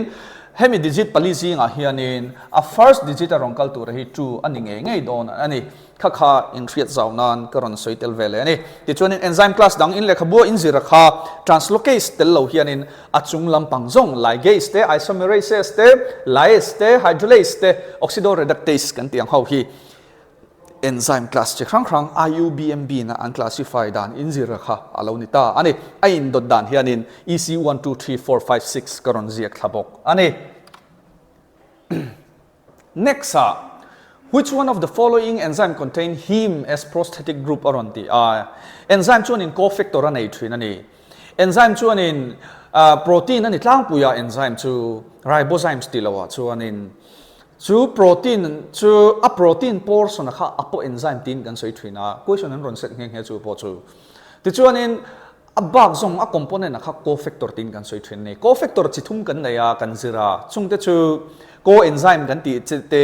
chu organic compound ani tlang puya enzyme in na tho don in enzyme molecule bula an rong kal thin a tho zo chuan in separate le mai coenzyme ho chu panida chuan in prosthetic group kan ti a chu prosthetic group kan ti chu enzyme molecule nen in separate lawin an dun reng thin ani chuta example pakhata chu heme hi ni a he heme hi prosthetic group ani a chu heme chu khuyang kan hmu thin kan ti chuan in catalase enzyme le peroxidase enzyme kan hmu thin ani in le khabu cheng takin en zi kan hei hi ti chuan in a cofactor dang le chu metal ions kan ti kha alo ni ta ani chu create bel na ta turatan ka soile ani chu peroxidase le catalase a heme hi kan hmu thin ani prosthetic group a cofactor chikhat ani next biomolecule structure tang tholo kalani adenosine kan ti chu adenosine kan ti chu nucleoside ani nucleoside ani na chana chu he molecule he it is made up of adenosine chu nitrogenous base le sugar molecule deoxyni emo ribose ni emo ti chuan in nitrogenous base adenine lo omta ti chuan in hei hi phosphate nen ain link lo chuan in hemi song hi nucleoside ti in kan soi thin ani chu nucleoside chu adenosine example aron da hi ani hei hi A3 ani ti chuan in adenylic acid hi phosphate group aron tel chi hian in ester link mangin bond mangin phosphate group aron bond chi hian in adenylic acid kan tile thin ani chu nucleotide ti in kan soi thin ani B2 ti chuan in adenine chu heta a nitrogenous base kan ti hi ni chu C1 ani alanin chu nitrogenous base ni tolowin amino acid de anywhere thung ani chuwang chun in D4 A3B2 C1 A3B2 C1 to D4 to option 3 hi alonita ani heipo hi in lekhabu chiang takin enziak bok ani nucleoside chungchangte nucleotide chungchangte khating le amino acid chungchang po ni se next question ang kal le halang nachina hang ka soito the protein portion of an enzyme is called the enzyme chuan in protein portion le cofactor nei thin ani a protein portion kha apo enzyme ti in kan soi thin ani in lekha bu chiang takin en ziak bok he the chuan in next question hi plant physiology chapter ami ni respiration in plants ami khani tun tum chu plant physiology question arong kal claim rio and ganzirna sa ma se arong kal claim ani the chuan in hi electron transport chain mitochondrial inner membrane omkha ani complex 1 to 4 kan ne 5 khachu ATP synthase ni kha chu kan lekha budang phei chuan in complex anda an sirtel chelawa chu wang chuan in complex 1 2 3 4 kan ne complex 1 kan ti chu NADH dehydrogenase hi ni chu ta chuan in NADH in oxidized thin ani panina chu succinate dehydrogenase ni hi complex 2 ti in kan soi thin ti chuan in pathum na chu complex 3 kan ti chu cytochrome BC1 hi ni ti chuan in a fourth complex chu complex 4 chu cytochrome oxidase hi ani chu wang chuan in hei hi in le khabua figure chiang takin a in ziak boka complex 1 complex 2 complex 3 le complex 4 hei hi complex 5 tier on soive kha ani ATP synthase hi ti chuan in hei hi glucose molecule atanga energy ATP a in convert theina tur ta na electron transport system poimo li tukani respiration implants chapter khan kan sira plant support thenga animal support theng vekani heting hi answer chu succinate dehydrogenase complex 2 hi succinate dehydrogenase FADH2 ina electron donate nakha ani next hey photosynthesis in higher plants chapter atanga lo kalani te chuanin in le khabu chiang takin hei hi aron in siak boka chlorophyll A chu blue green ani ti chuanin chlorophyll B chu yellow green ani xanthophyll su yellow ni tin carotenoids su yellow to yellow orange ani tin aron in siak ani A3B1C2 A3B1C2 chu option 2 hi alone ta ani hei hi photosynthetic pigments ho chu chromatography mangin a separate thaya chuta a color lan dana kha in le khabu ina ron soida nakha anita ani ti chuan next akan en lenga which of the following statements about ribosco is true aron ti ribulose bisphosphate oxygenase carboxylase oxygenase enzyme khani the most abundant enzymes in the whole world in the planet khovela in enzyme tam berani hi protein tam berani ti poina soi thayang ti chuan in hei hi photosynthesis dark reaction khan kan mu ni dark reaction kan ti wang khanin thima athenge ti na ni lo ni directly in light energy kha man velo wang in dark reaction dark phase of photosynthesis biosynthetic phase of photosynthesis tin kan soi mai chau ni chu wang chuan thima atheng zana athenge ti na ani lo it is active only in the dark ti hi adik lo ni ti chuan in it has higher affinity for oxygen than carbon dioxide aron ti le hala carboxylation reaction catalyze thaya oxygenation reaction catalyze thaya kan thri aminga po chiang ani ribosco amaero chu same concentration carbon dioxide le O2 ratio inang renga hei hianin ribosco enzyme hianin carbon dioxide tan affinity nei sangzo ani in le khabu chiang takin in chiak ani chu wang chuan in statement 2 hi adik lo bok this one in pathumna it is an enzyme involved in the photolysis of water splitting hi khoi ange thlen kan ti chuan in light reaction of photosynthesis photosystem 2 akhan thleng thrin ani khoilaya oxygen evolving complex chu ta chuan in engin khentir kan ti chuan in oxygen evolving complex chu manganese le calcium khami ion pahni mangkhanin kha photosystem 2 akhanin oxygen evolving complex akhana thok thrin ani hemi enzyme hi a function lem lo anh kai noi lo ni chu wang chuan in adik lo ni hi next it catalyzes the carboxylation of RUBP ronte adik tani his hemi steps hi Calvin cycle C3 cycle kan ti akhan in a first steps to carboxylation ani second steps to reduction ani third step to regeneration step ani carboxylation step thil theng chu ribulose bisphosphate le carbon dioxide in react chumi reaction chu carboxylation reaction tin kan soi train chu reaction catalyze to enzyme chu ribosco enzyme the most abundant enzyme in art kan ti kha ani chu wang chu anin statement 4 hi adikta ani chu in le khabu chiang takin hin ziak bok ani hei hi in le khabu NCERT textbook hi apoimo lutuka le khabu dang han chiar vak ai chuanin a statement ngai hianin in le khabu mi hi arong kal thin si NCERT textbook hi chu wang chuanin hei hi kan ngai poimo atul zia koron tilang tel du ne next question which one of the following statement refers to reductionist biology ronti hei hi NCERT textbook poimo na kan ron soi le nga nikuma khanin chapter 10 khada khanin antirnan photosynthesis in higher plants kan ti ate khanin summary mi de kharong kalani chu wang chun mai nei kha thiang mi lo ni chu hei hi human physiology chapter introduction mi kha ani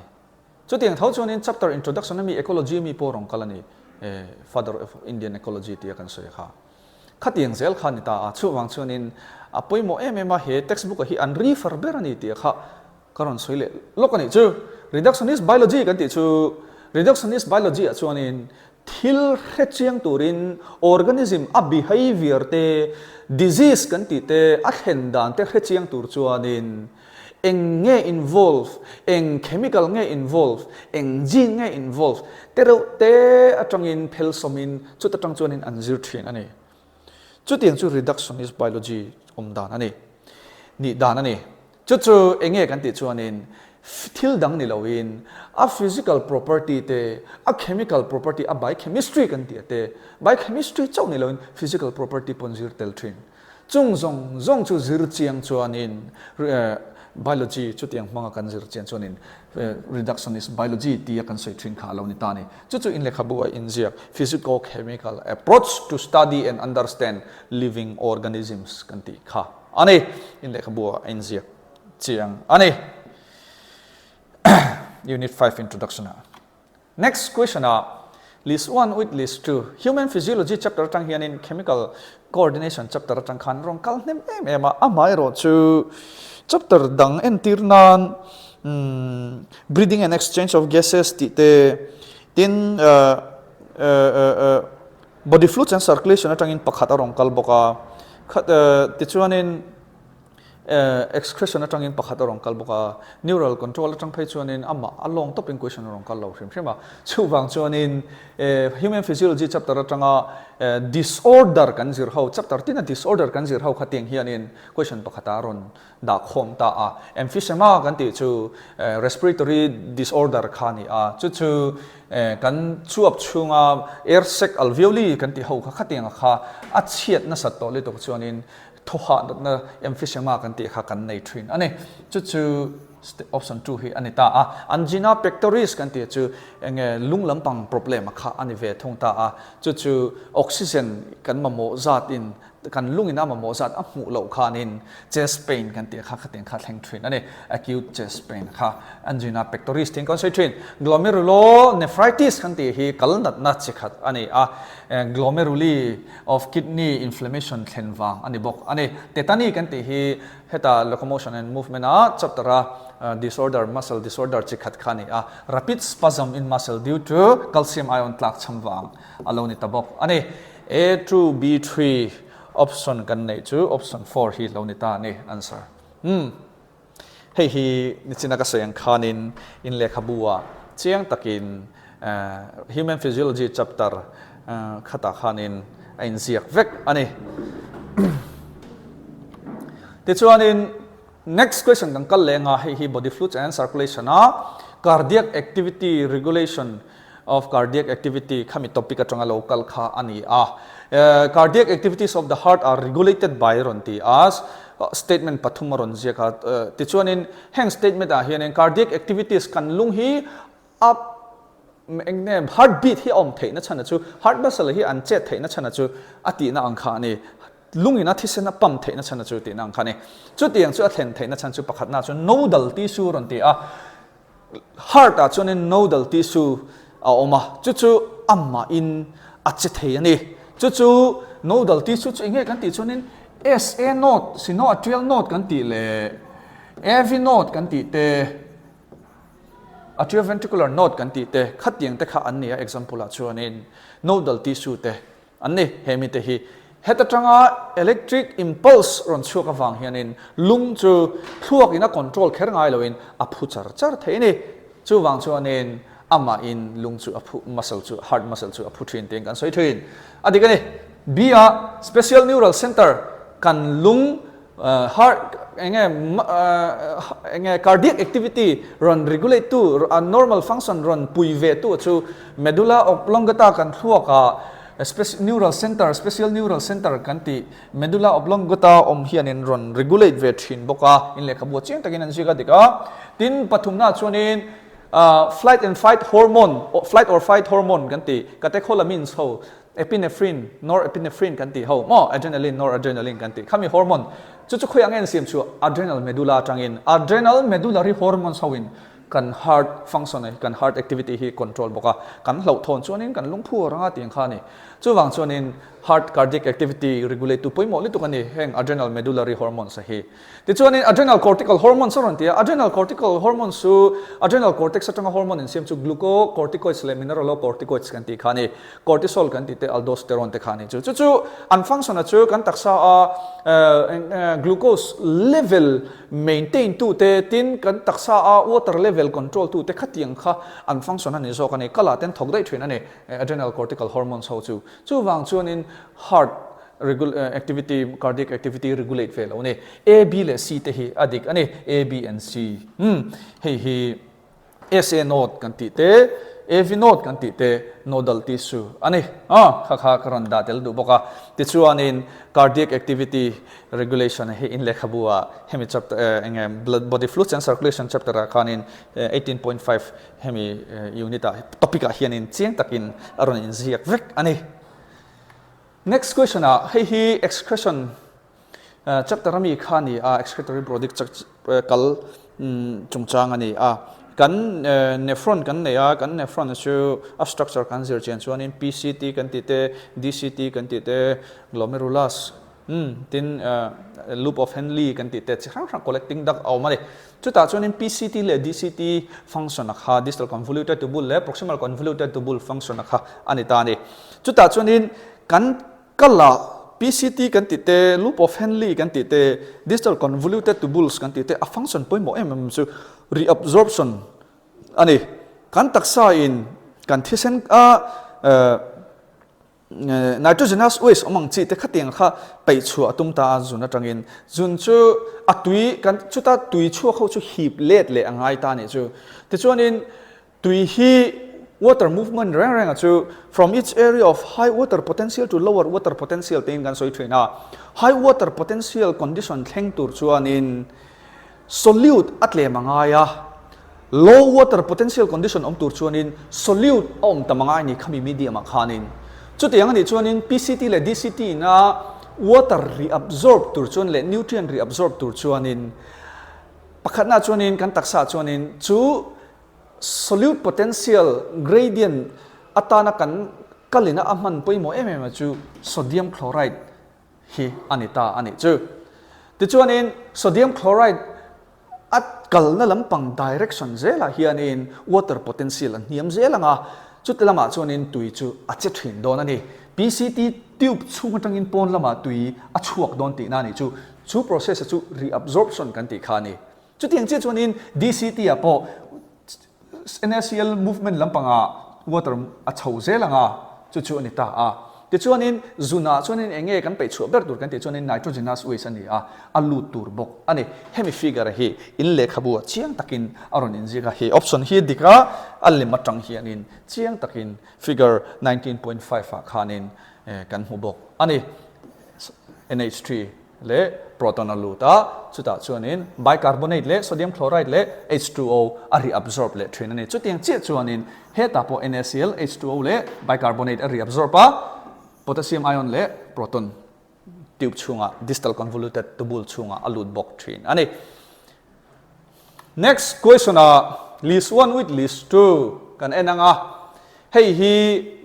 chemical control chapter mi thau kha ani kan endocrine gland ni velo kan taksa kan body organ sa tanga hormone in siam chuak ho trend khat ania endocrine gland pakhat aron da boka adrenal cortex hi nia ti chuanin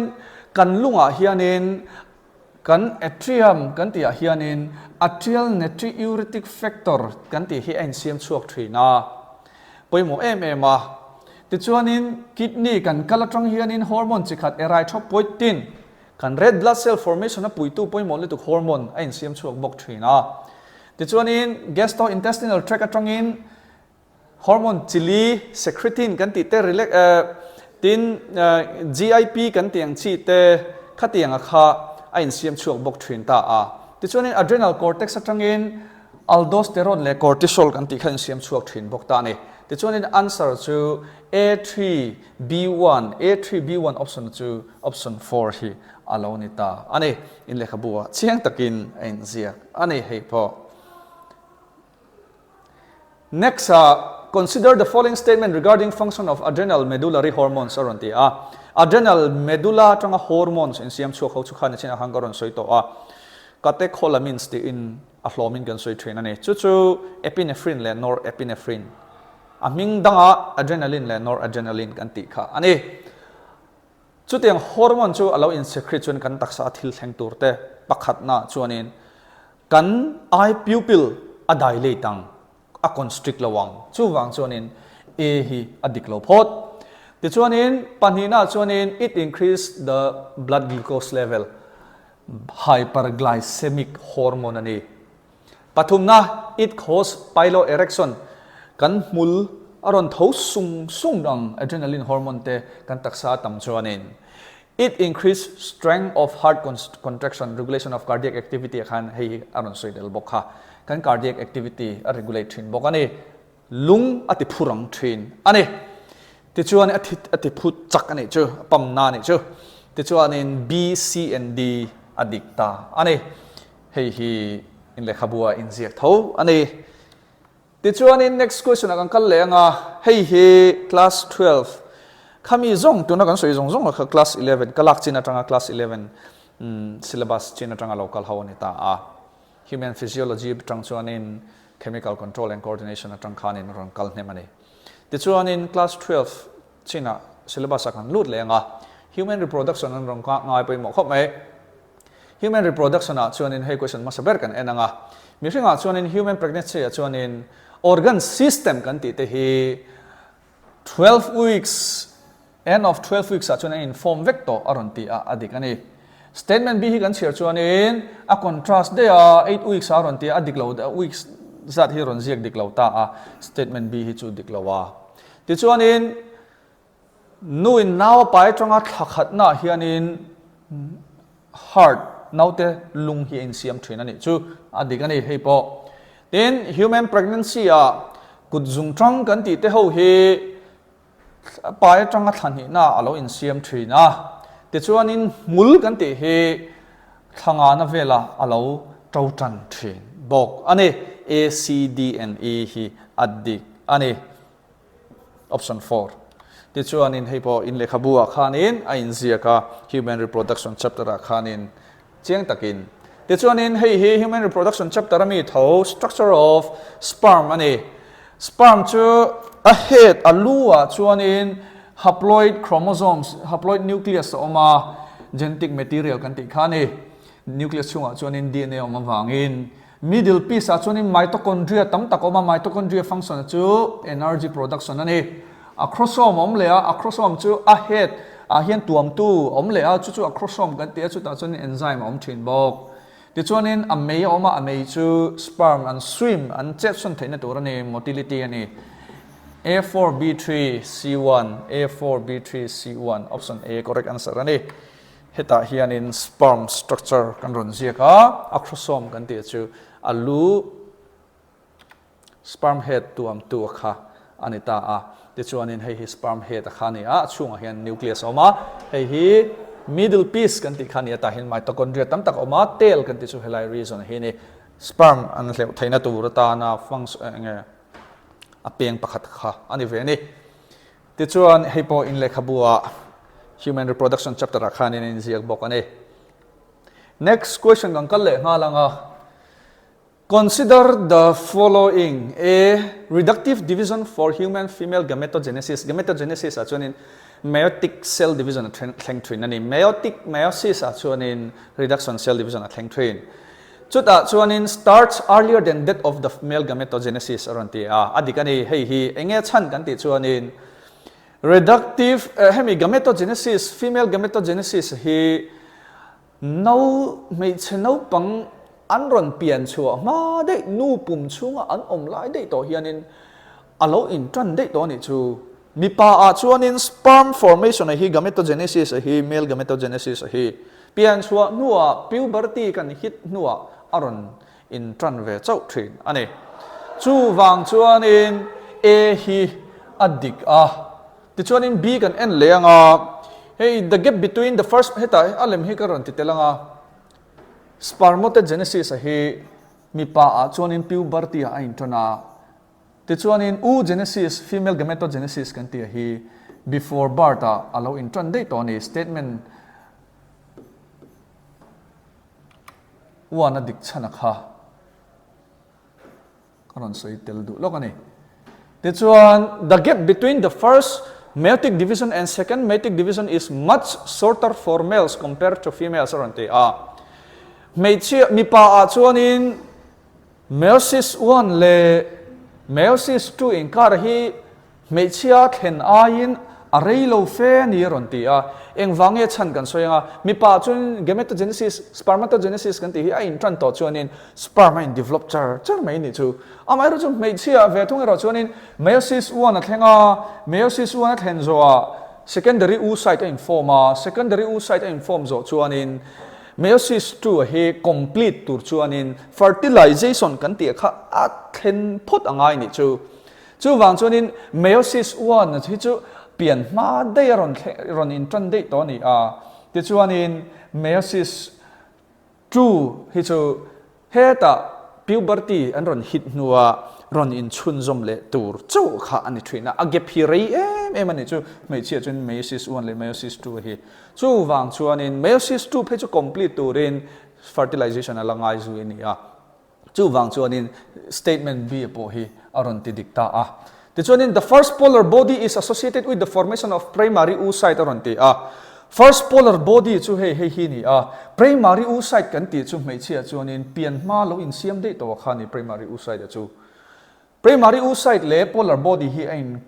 relate lawa primary oocyte kan ti chu primary oocyte hi diploid ani meiosis 1 division a thlenga ti chuanin a cell panhi lo in siam jok pakhat jok hi polar body tin kan soi thina ni a pakhat jok chu secondary oocyte kan ti kha ani he secondary oocyte hi polar body ne na in relate ani primary oocyte ne lo in chu wang chuanin c hi dik lo ta ti chuanin luteinizing hormone surge leads to disintegration of endometrium and onset of menstrual bleeding aron ti menstruation a thlen theina chana chu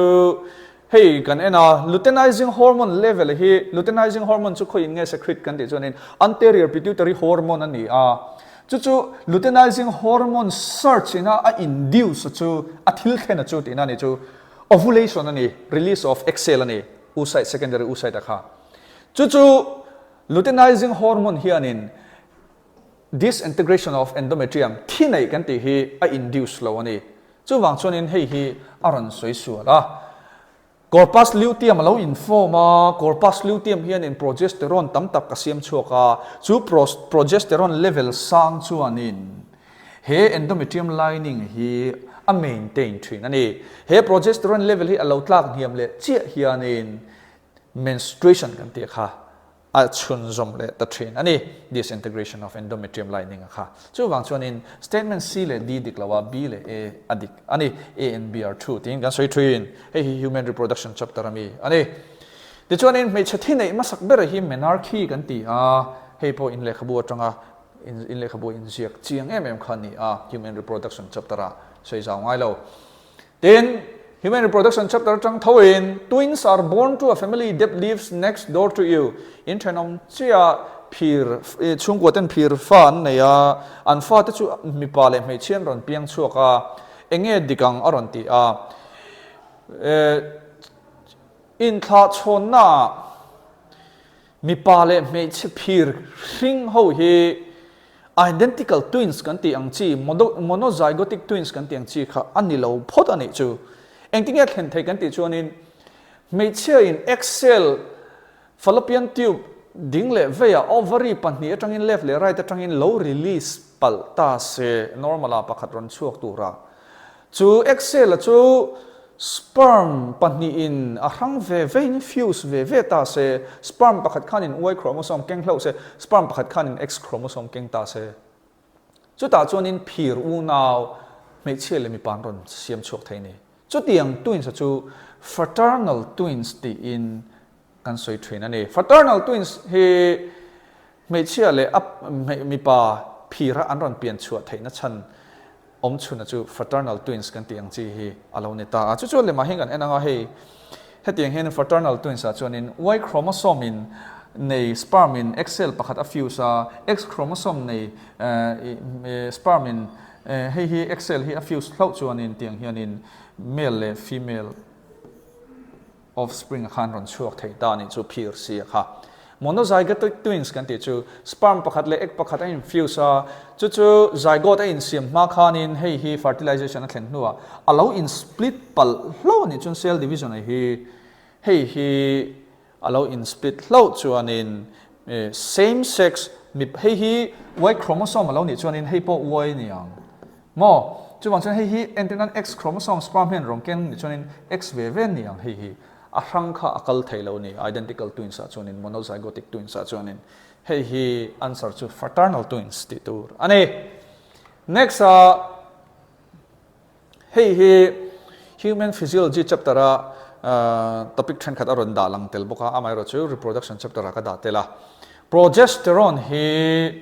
engin nge secretory kan ti chuan in nichina khang ka soi zo chia corpus luteum ani a relaxing hi engin nge secretory kan ti chen nu me chin now an pa in relaxing hi an ligaments te an muscle te cells te nge tissue te relax ti nge ti song low ti relax thei tu ti jok khatiang thlen tu hormone khani a chu ovary na siam chu thina ni ta arai la in ti chuan in melanocyte stimulating hormone kan ti hi pars intermedia kan pituitary gland a structure pakhat pars intermedia kan ti na siam chu ani a tin catecholamines epinephrine kan ti te norepinephrine kan ti chu adrenal medulla hormones question palinge pathuma lai harun chu kan ni kha poimo khom mai progesterone A4 B2 A4B2 kan ne ya ti chuan C1 A4B2 C1 chu option 1 alo ni ta ni hi in le khabua in ziak vek khani pituitary glands chung changa te ti chuan heta medullary adrenal medullary hormones te ten heta progesterone corpus luteum in secrete dante ten relaxin ovary in secrete dante human reproduction chapter kan ho bok ani next question hi molecular basis of inheritance chapter kan lut to anga molecular basis of inheritance chunin the RNA wala ching takin en ji ka RNA wala chunin RNA is considered the first genetic material evolved to carry out essential life process RNA acts as genetic material and also acts as catalyst for some important biochemical reaction in living system being reactive RNA is unstable aron ti ti chuan in RNA structure kan en chuan in carbon number 2 hin in DNA chuan in hydrogen a oma heta hi chuan in hydroxyl group om de ni hi reactive ani hi RNA ti reactive tu pakhat ani ti chuan in kan taksa kan cell chunga hemi molecular biology chuan in kan zir chuan in DNA synthesis kan ti te transcription translation kan tiang chi zong te khatiang zong kha genetic material heta DNA tanga protein a in express theina turata na akentel dang poimo zong chu RNA vekani chu wang chuanin kan in thla chhonna genetic material genetic information protein a in translate theina turata na akentel amamo dang molecules ho chu RNA base veka in siam ni ta splicing kan tiang chi te tin translation kan tiang chi zong heta ribosomal RNA kan tiang chi te tRNA kan tiang chi te chu wang chuanin RNA hi genetic material tan DNA ni loin atangkai zok ti kan achiang mani chu chuin le khabu point ziak boka ti chuanin DNA hi chu RNA chu reactive awangin a structure hi allow in evolve a DNA carbon number 2 hi hydroxyl group hi lo chu wang chuan deoxyribose sugar ting kan soi to DNA chu then DNA RNA chu single strand exist tlang pui la in DNA chu double helical structure in omta enzyme le thil dang compound ne na in react mai theilo turin chu wang chuanin a phel hemi a double helical structure hi phel tur po enzyme dang tam tak angai boka chu wang chuanin DNA ero chu genetic material atan RNA in stable zo ka arun DNA statement 2 hei po hi dikani statement 1 le 2 dika chu both statement 1 and statement 2 are correct in kan chang thei ani in le khabu ching takin in siak ani the RNA wall ti khanin molecular basis of inheritance chapter this one in 114 na kan en lenga statement 1 transfer RNA tRNA kan ti le ribosomal RNA do not interact with mRNA ron ti hei kan enanga heta hianin hei tRNA oma ti chuanin ribosomes a hianin RNA molecule tam taka om boka transfer RNA and ribosomal RNA do not interact with mRNA ron tia helaya thil om hi mRNA ni a mRNA hi ribosomes a in bind tur hianin hetiang translation unit in siam tur hianin ribosomal RNA nen hianin a in complementary phot angai ni chu in bond phot angai ni chu in pair phot angai ni chu chu wang chuanin some statement so diklo hul huala ni tin tRNA mRNA a codon om hi tRNA antigodon nen ti ngin read zela uncle kop zela ai interact chiang ani chu wang chuanin statement one diklo ani ribosomes a hianin he RNA molecule tam taka om ani the joint statement 2 RNA interference takes place in all eukaryotic organisms as method of cellular defense arantia hei hi biotechnology and its application chapter ami heta ronda tel hi ni a the joint RNA interference kan ti chu eukaryotic cells how in cellular defense emo kan tin heta kan taksa a post transcriptional control kan tia chu kan taksa ina protein a mo to lo ma se khami gene lo in DNA lo in transcribe to si ti chiat nan khanin RNA interference kan ti hi atheng train ane kan eukaryotic organism a chuanin hei kan x ringot odik x turani a statement 2 chu adik thung ane hei hi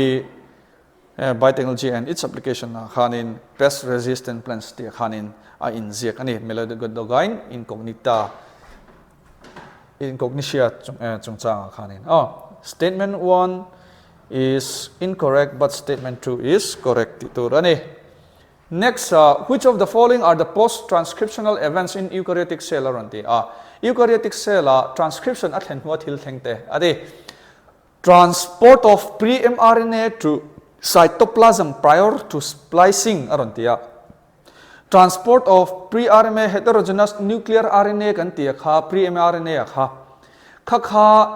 cytoplasm achuak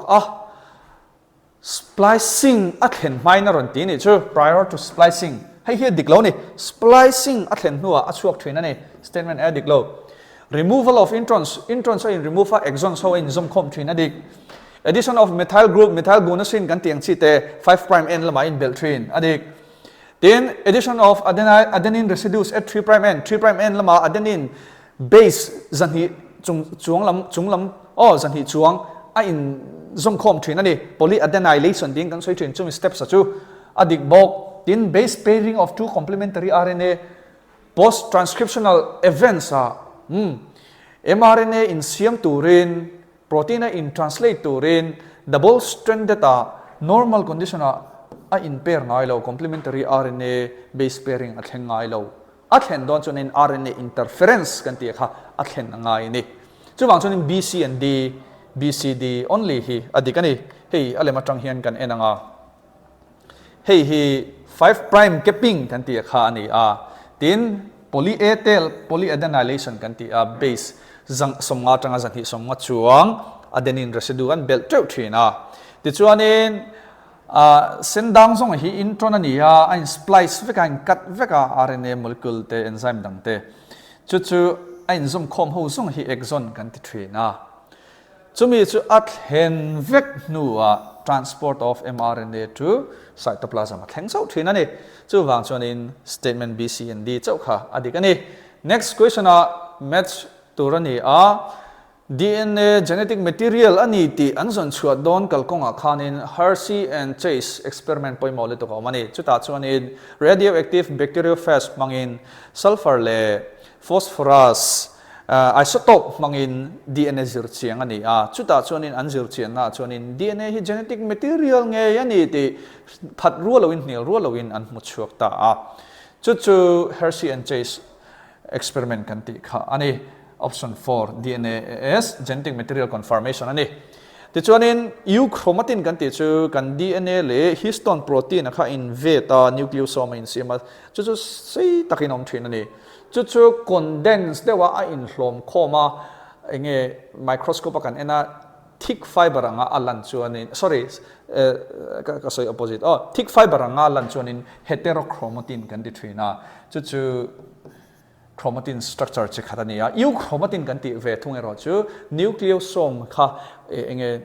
loosely in tiang khanin ai dar nuai ta a fiber kha chromatin fiber kha alanda na kha thin thread ang khanin alang thin ani chu euchromatin kan ti thin euchromatin chu enge tangkai na kan ti chun chu tianga nucleosome ho khom lo chuanin enzyme dang transcription a thlen na tur tan te enzyme dang aron lu theina tur tan kan ti a chu wang chuanin euchromatin chu transcriptionally active chromatin ti in kan soi thrin ani kha ti chuanin Frederick Griffith experiment hi poimo em search for DNA genetic material s genetic material experiment masa poimo masa ni hei hi chu ta chuanin streptococcus pneumoniae bacteria chungchanga zira ti chuanin rough le smooth strain ani ni ti chuanin khatatang khanin bacteria hi transformation at heng thei transforming principle of bacteria kha Frederick Griffith experiment a hang kan huni chuta organism han chu streptococcus pneumoniae bacteria ni A4B3 option 3 ani hei Hershey and Martha Chase Alfred Hershey and Martha Chase experiment khani ti chuanin hei Frederick Griffith experiment kha ani ti chuanin so decondensed chromatin euchromatin kan ti khani heterochromatin kan ti chu a fiber hi tiang hianin a thik de ni hei tuna answer kha ani ta ani ti chuan histones kha kan soya histones hi domain pathum biological classification in zira chu domain eukaryote domain archaea te domain bacteria te in zira ni chuta chuanin domain panhi archaea le domain eukarya in an chu kan DNA kan genetic material hi histone protein nen ain associate ani domain bacteria prokaryotes zinga domain bacteria hemi histone protein hi kan mungai lo ti chuanin histone protein kan ti chu enge tangkai na kan enge structure kan ti chuanin lysine le arginine tam tak an thin ani histone chuanin hei po hi molecular basis of inheritance in zir ani ti chuanin hei Punnett square ron tel ve ron tel deuh nge F3 generation pedigree analysis Punnett square ka pedigree analysis atangin sai sual hi olania hey find out the probability for the birth of a child having no disease and being a carrier pedigree analysis atang hianin en wang la F3 generation hianin F3 generation chu heng ho hi an ni F3 generation hianin alpha nat na nei si lo carrier ni si atel theina chan soiro aranti hey kan enanga parental generation chuanin anu hi disease aneya alang chuaka apa chu carrier poni lo disease free ani ti chuanin fa an neya mei chia ve an neya an mei chia te ve ero chuanin chu ente tiang chu nat na chu an lo nei ta hlo ani chu ti chuanin chu ta chuanin heta hianin hemi te hian fa an nei le an fa te chu an F3 generation chu ting hianin an nei le ti chuanin heta hianin ron enge an F3 hianin tu te hianin engtin nge ron London ti kha enanga ni chu ta chuanin hei hianin chu nat na chu hei hi lo ni ta se ti chuanin heta hianin hei hi lo ni ta se ti chuanin he nat na hi hei hin hemi X chromosome hianin athen lo ni ta se ti chuanin hei hi homozygous ani ti na ni chu anu hi ti chuan chu ta chuanin an fa ten oma apa X pakhat le anu nat na X link nat na kha anaya ti chuanin heta hianin an fanu pakhat hianin apa X chromosome le anu X chromosome recessive chromosome disease nat na omna zo ka kha anaya ti chuanin alang chuak lo ve ta ni chu an fanu te chuanin ti chuanin hemi ti hian fa an nei le daughter ve an neya an daughter te chu ting hianin nan lang chuak lo ma se carrier ni si heterozygous alleles nei an roma an fa pa ero chuanin heting hianin hei an nei ta hlo mai ni chu engwange kan ti chuanin he pa hianin nat na nei lo carrier po ni lo ti chuanin mi pa lo piang chuka mi pa lo piang chuk tur chun hemi y chromosome hi a chuk thla a ti chuanin anu x chromosome pahnih zinga nat na omna zok disease omna zok defect gene omna zok hi adong ta hlo ta a ti chuanin aron lang chuak ta ni chun na chu he na hi x ling ani ti ria tur ania ti chuanin hei hi hemi te hi an in nei le ta ni chu an tu te chu ti chuanin an in nei le che khanin heta an F3 generation a hian an fa te zinga nat na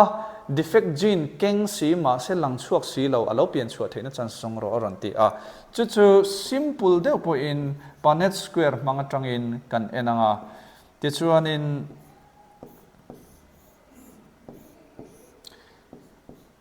carrier ni lawa ti chuanin sorry nat na aron lang chuak anga ti chuan heta an carrier ni lawa ti chuanin nat na aron lang chuak don bok ani chu heta hianin chu ta tak chuanin engzat person nge hei hi ron chuak aron ti ta ni Punnett square atang hianin heta hianin kan en chuanin hei an hemi hi chuanin hei hi neya pakhat chuanin mi pa hi chuanin hei hi nei ta a x ling ani awangin hei hi film kurangai em a carrier hei hi homozygous recessive ani a hei hi nat na nei si ron lang chuak tur chiang sa ani a meichia fanu zinga ti chuanin hei hi hemi ve thung ero chu sorry mi pa ni a y chromosome ani a ma se a x link disease ani awangin he nat na hi a in express don thawa ti chuanin hemi ve thung ero hi chu hemi zok hi kan enanga hemi box zok hi xy ni a ni pa lo piang chuaka nat na anei lo hrim hrima carrier po ni lowa ti chuanin an fanu pakhat ve thung ero hi chu nat na carrier ani a san chu x te nei wangin ti chuanin amai ro chu heterozygous ani wangin chu nat na chu aron in express lowa chu wang chuanin heta hianin carrier ni si in express si lawin a om ta ni chu wang chuanin F3 generation a alo lan chua dan tur chu 1/4 carrier ni si nat na lang chuak si lo chu 1/4 ratio in proportion in aron chuak don ani chu poimo em na chu hen na hi x link ani ti mu thiam angai ani x link ani ti mu thiam angai pedigree analysis a hianin x link ani ti chiang takin kan mu ani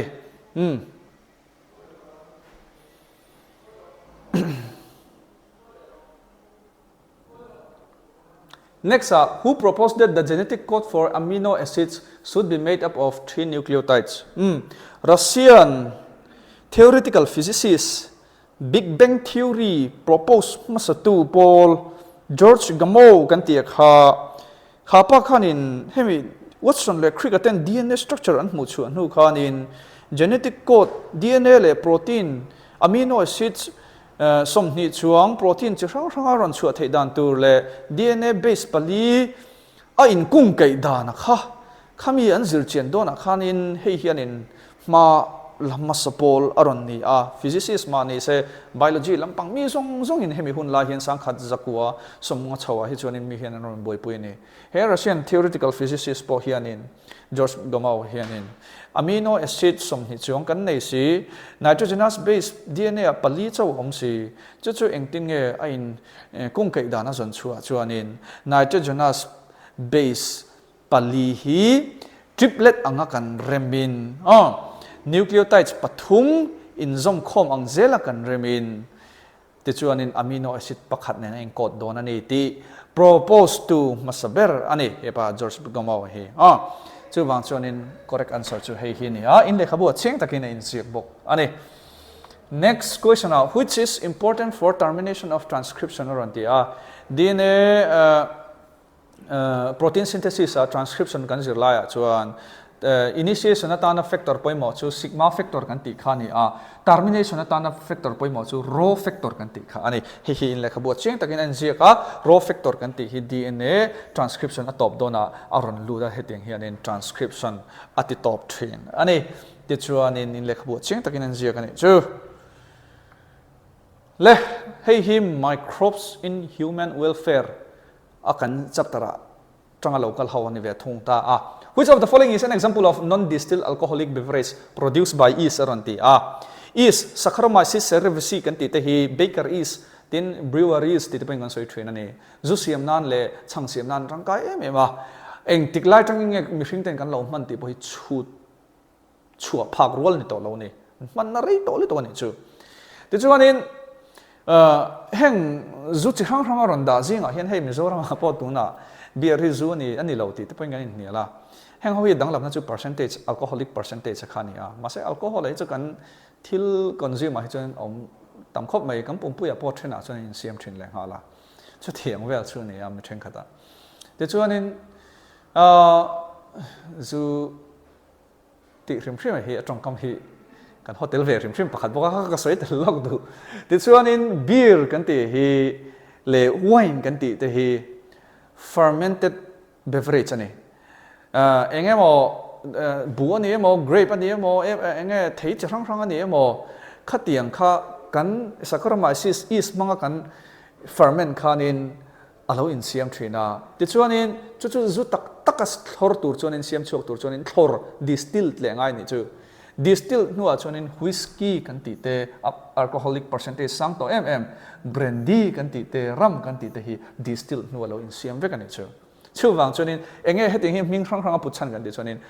hemi an lo siam na tur tan hin eng material ngen man ti te kha poimo ni ti chuan in beer kan ti chu non distilled alcoholic beverage ani thung ani chu wang chuan in hei dagon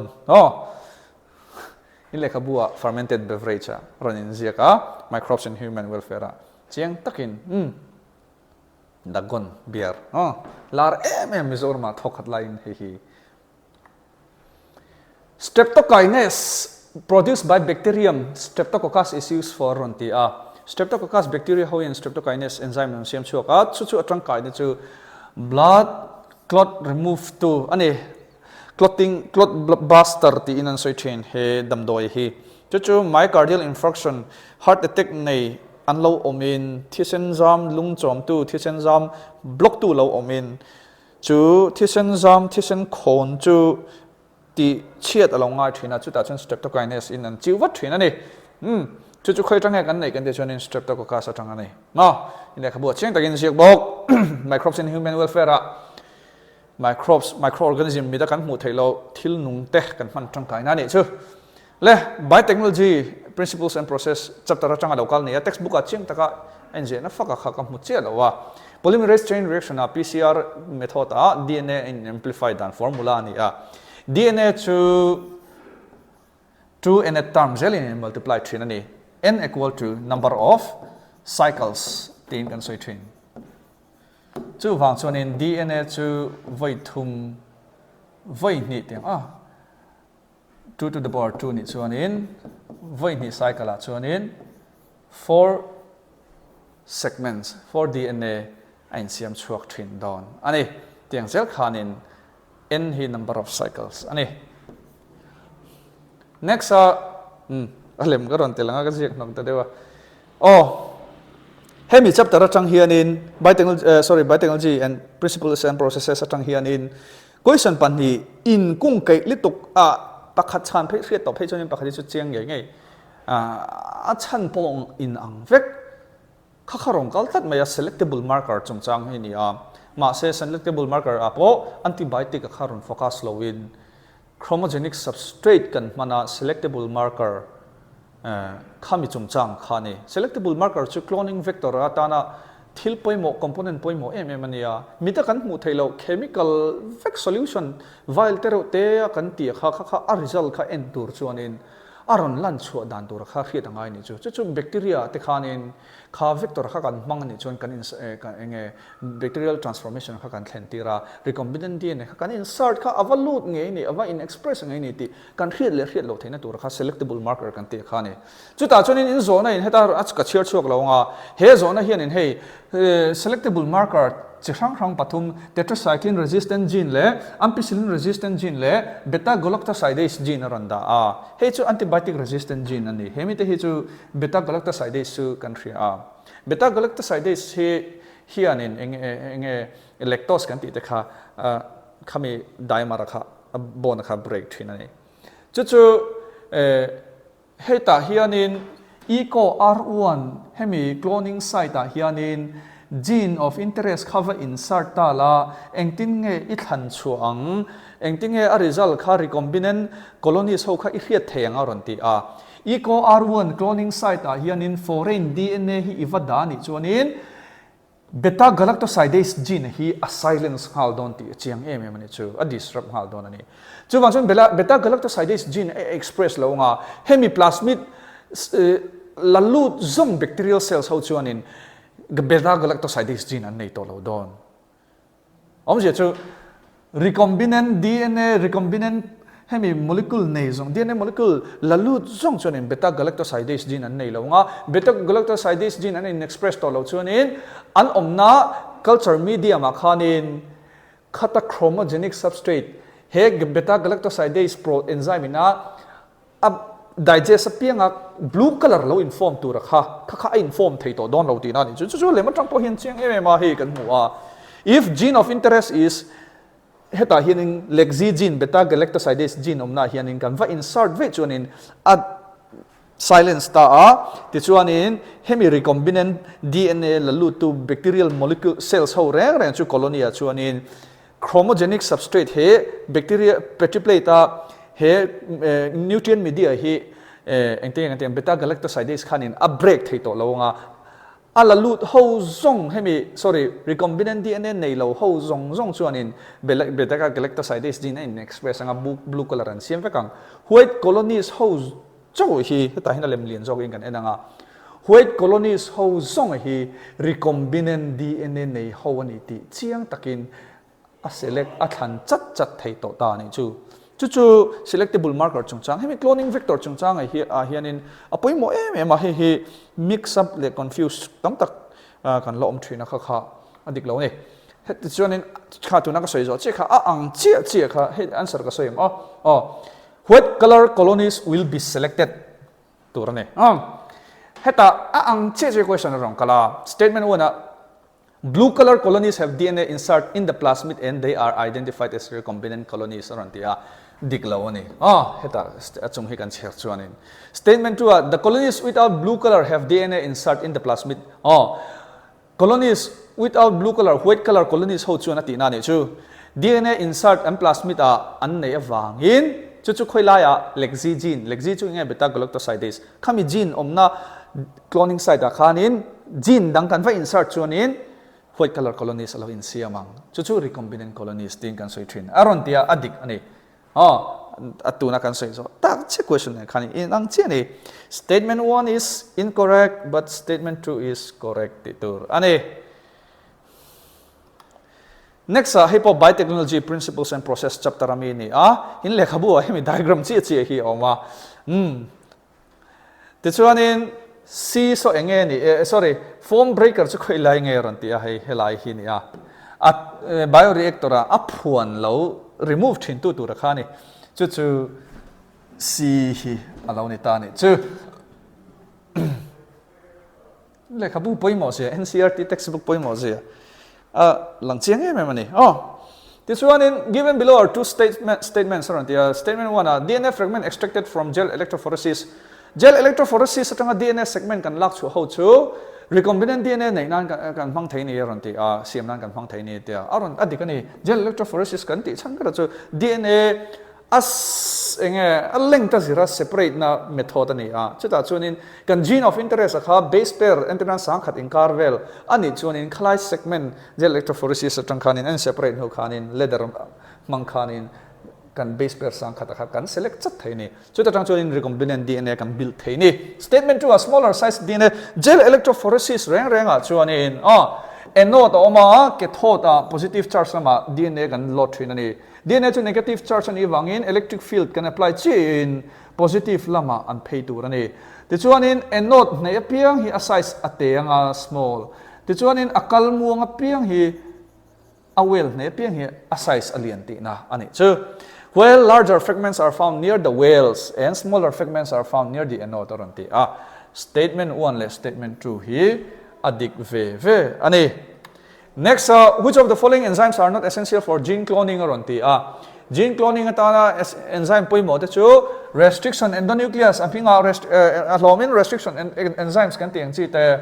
tin DNA zoom2 DNA ligase enzyme kan ti te tin DNA tharanin siamna DNA polymerase kan tiang chi te khatiang kha recombinant DNA technology gene cloning chuanin poimo ani mutase enzyme kan ti le recombinase chu poimo lo ani chu wang chuanin choose the correct answer from the option given below rontia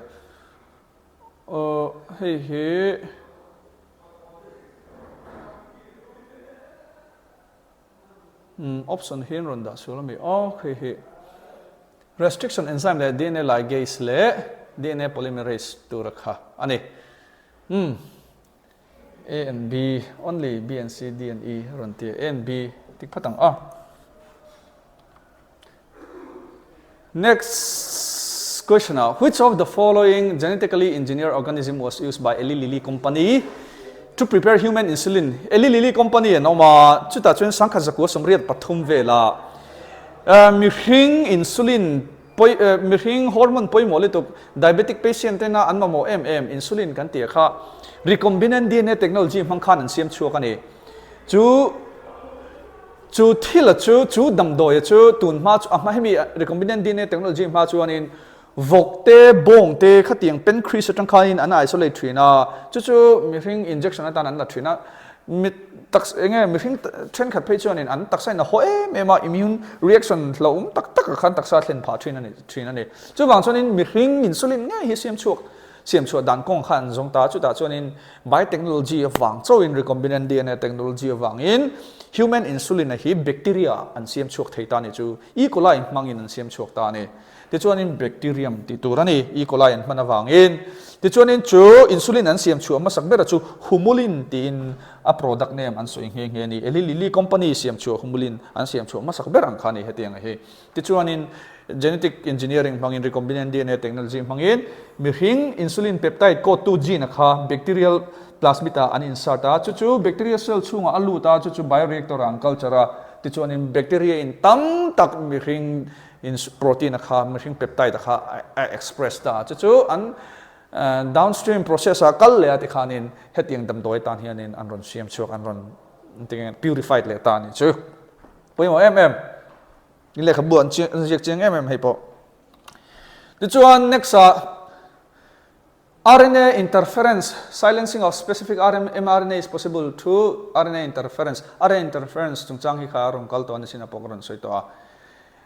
double-stranded RNA complementary double-stranded RNA in siam hianin RNA interference kan ti hi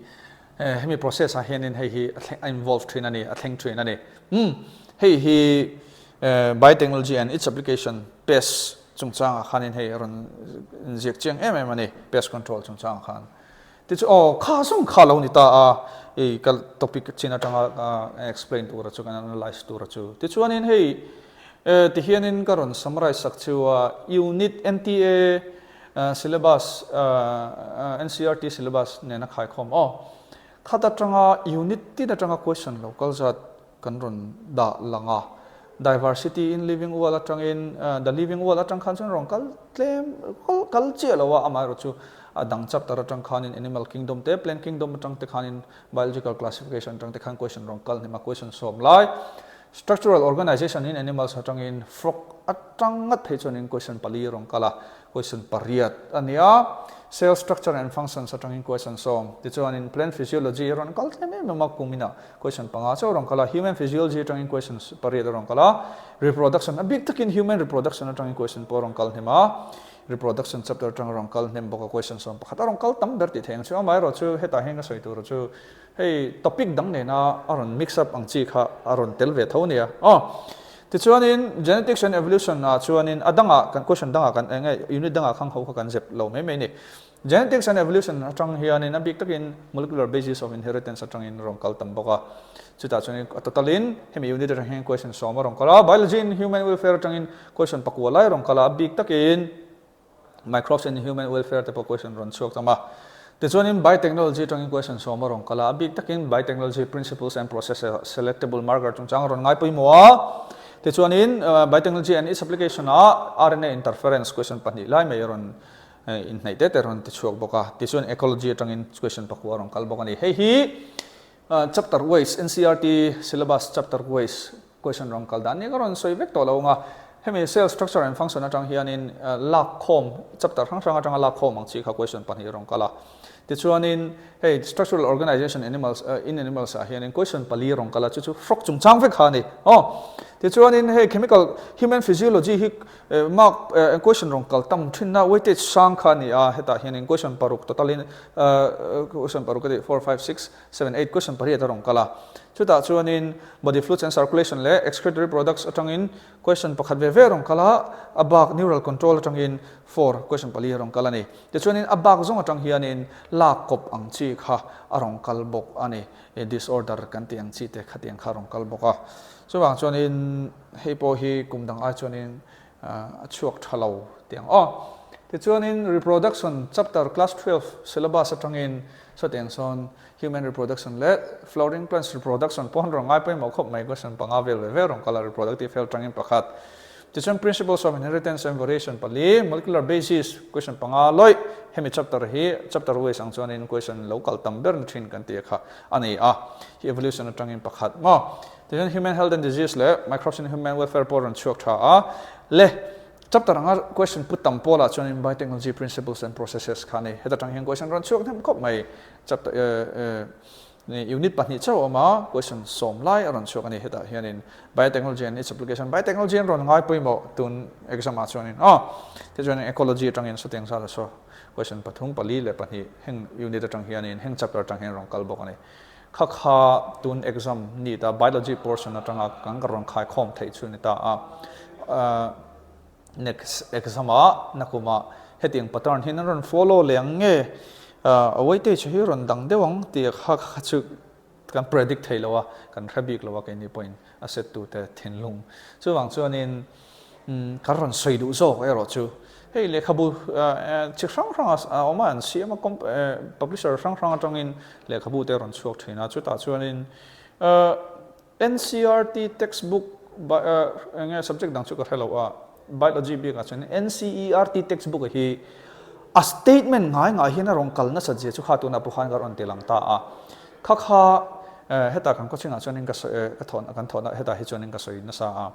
NCERT textbook hi chiang takin riula bel hanula introduction atang summary thlengin tin fraternal twins chungchang te pokha khoi ran pa chuan mulo mai thei mai ro chu human reproduction he ta question chungchang khan ron om ve boka nge question khanin ron om dei ni question ron seta khanin khata khanin NCERT textbook hi an base berle an en beraniti chiang ma introduction nge ecology spring te reductionist biology ti de khating te kha ron kala statement ngai de thoina ron chuak ani heta hianin chu wang chonin nge next exam pum tur te tan chuanin ka soido chu NCERT textbook chiang takin in bel han ang in riat chin to nuwa adang in riat bel du ni chuanin adang in zir le mayang in zir bel mayang amai ro chu NCERT textbook hi biology tan chuanin atok ma achung atang hin rong kal deuh veka achung thu lo hi chu arong kal mangai lo ni tuna karon statement karon da lan lo po a concept heta tanga kan zir tho adang atanga rong kal vak lo ron knowledge dangan ron da bil vak kha ani lem lo chuwang chuanin NCERT textbook hi apoi mo ani need biology atan chuan ti kha karon zeptel du ni kha zong kha ani kalome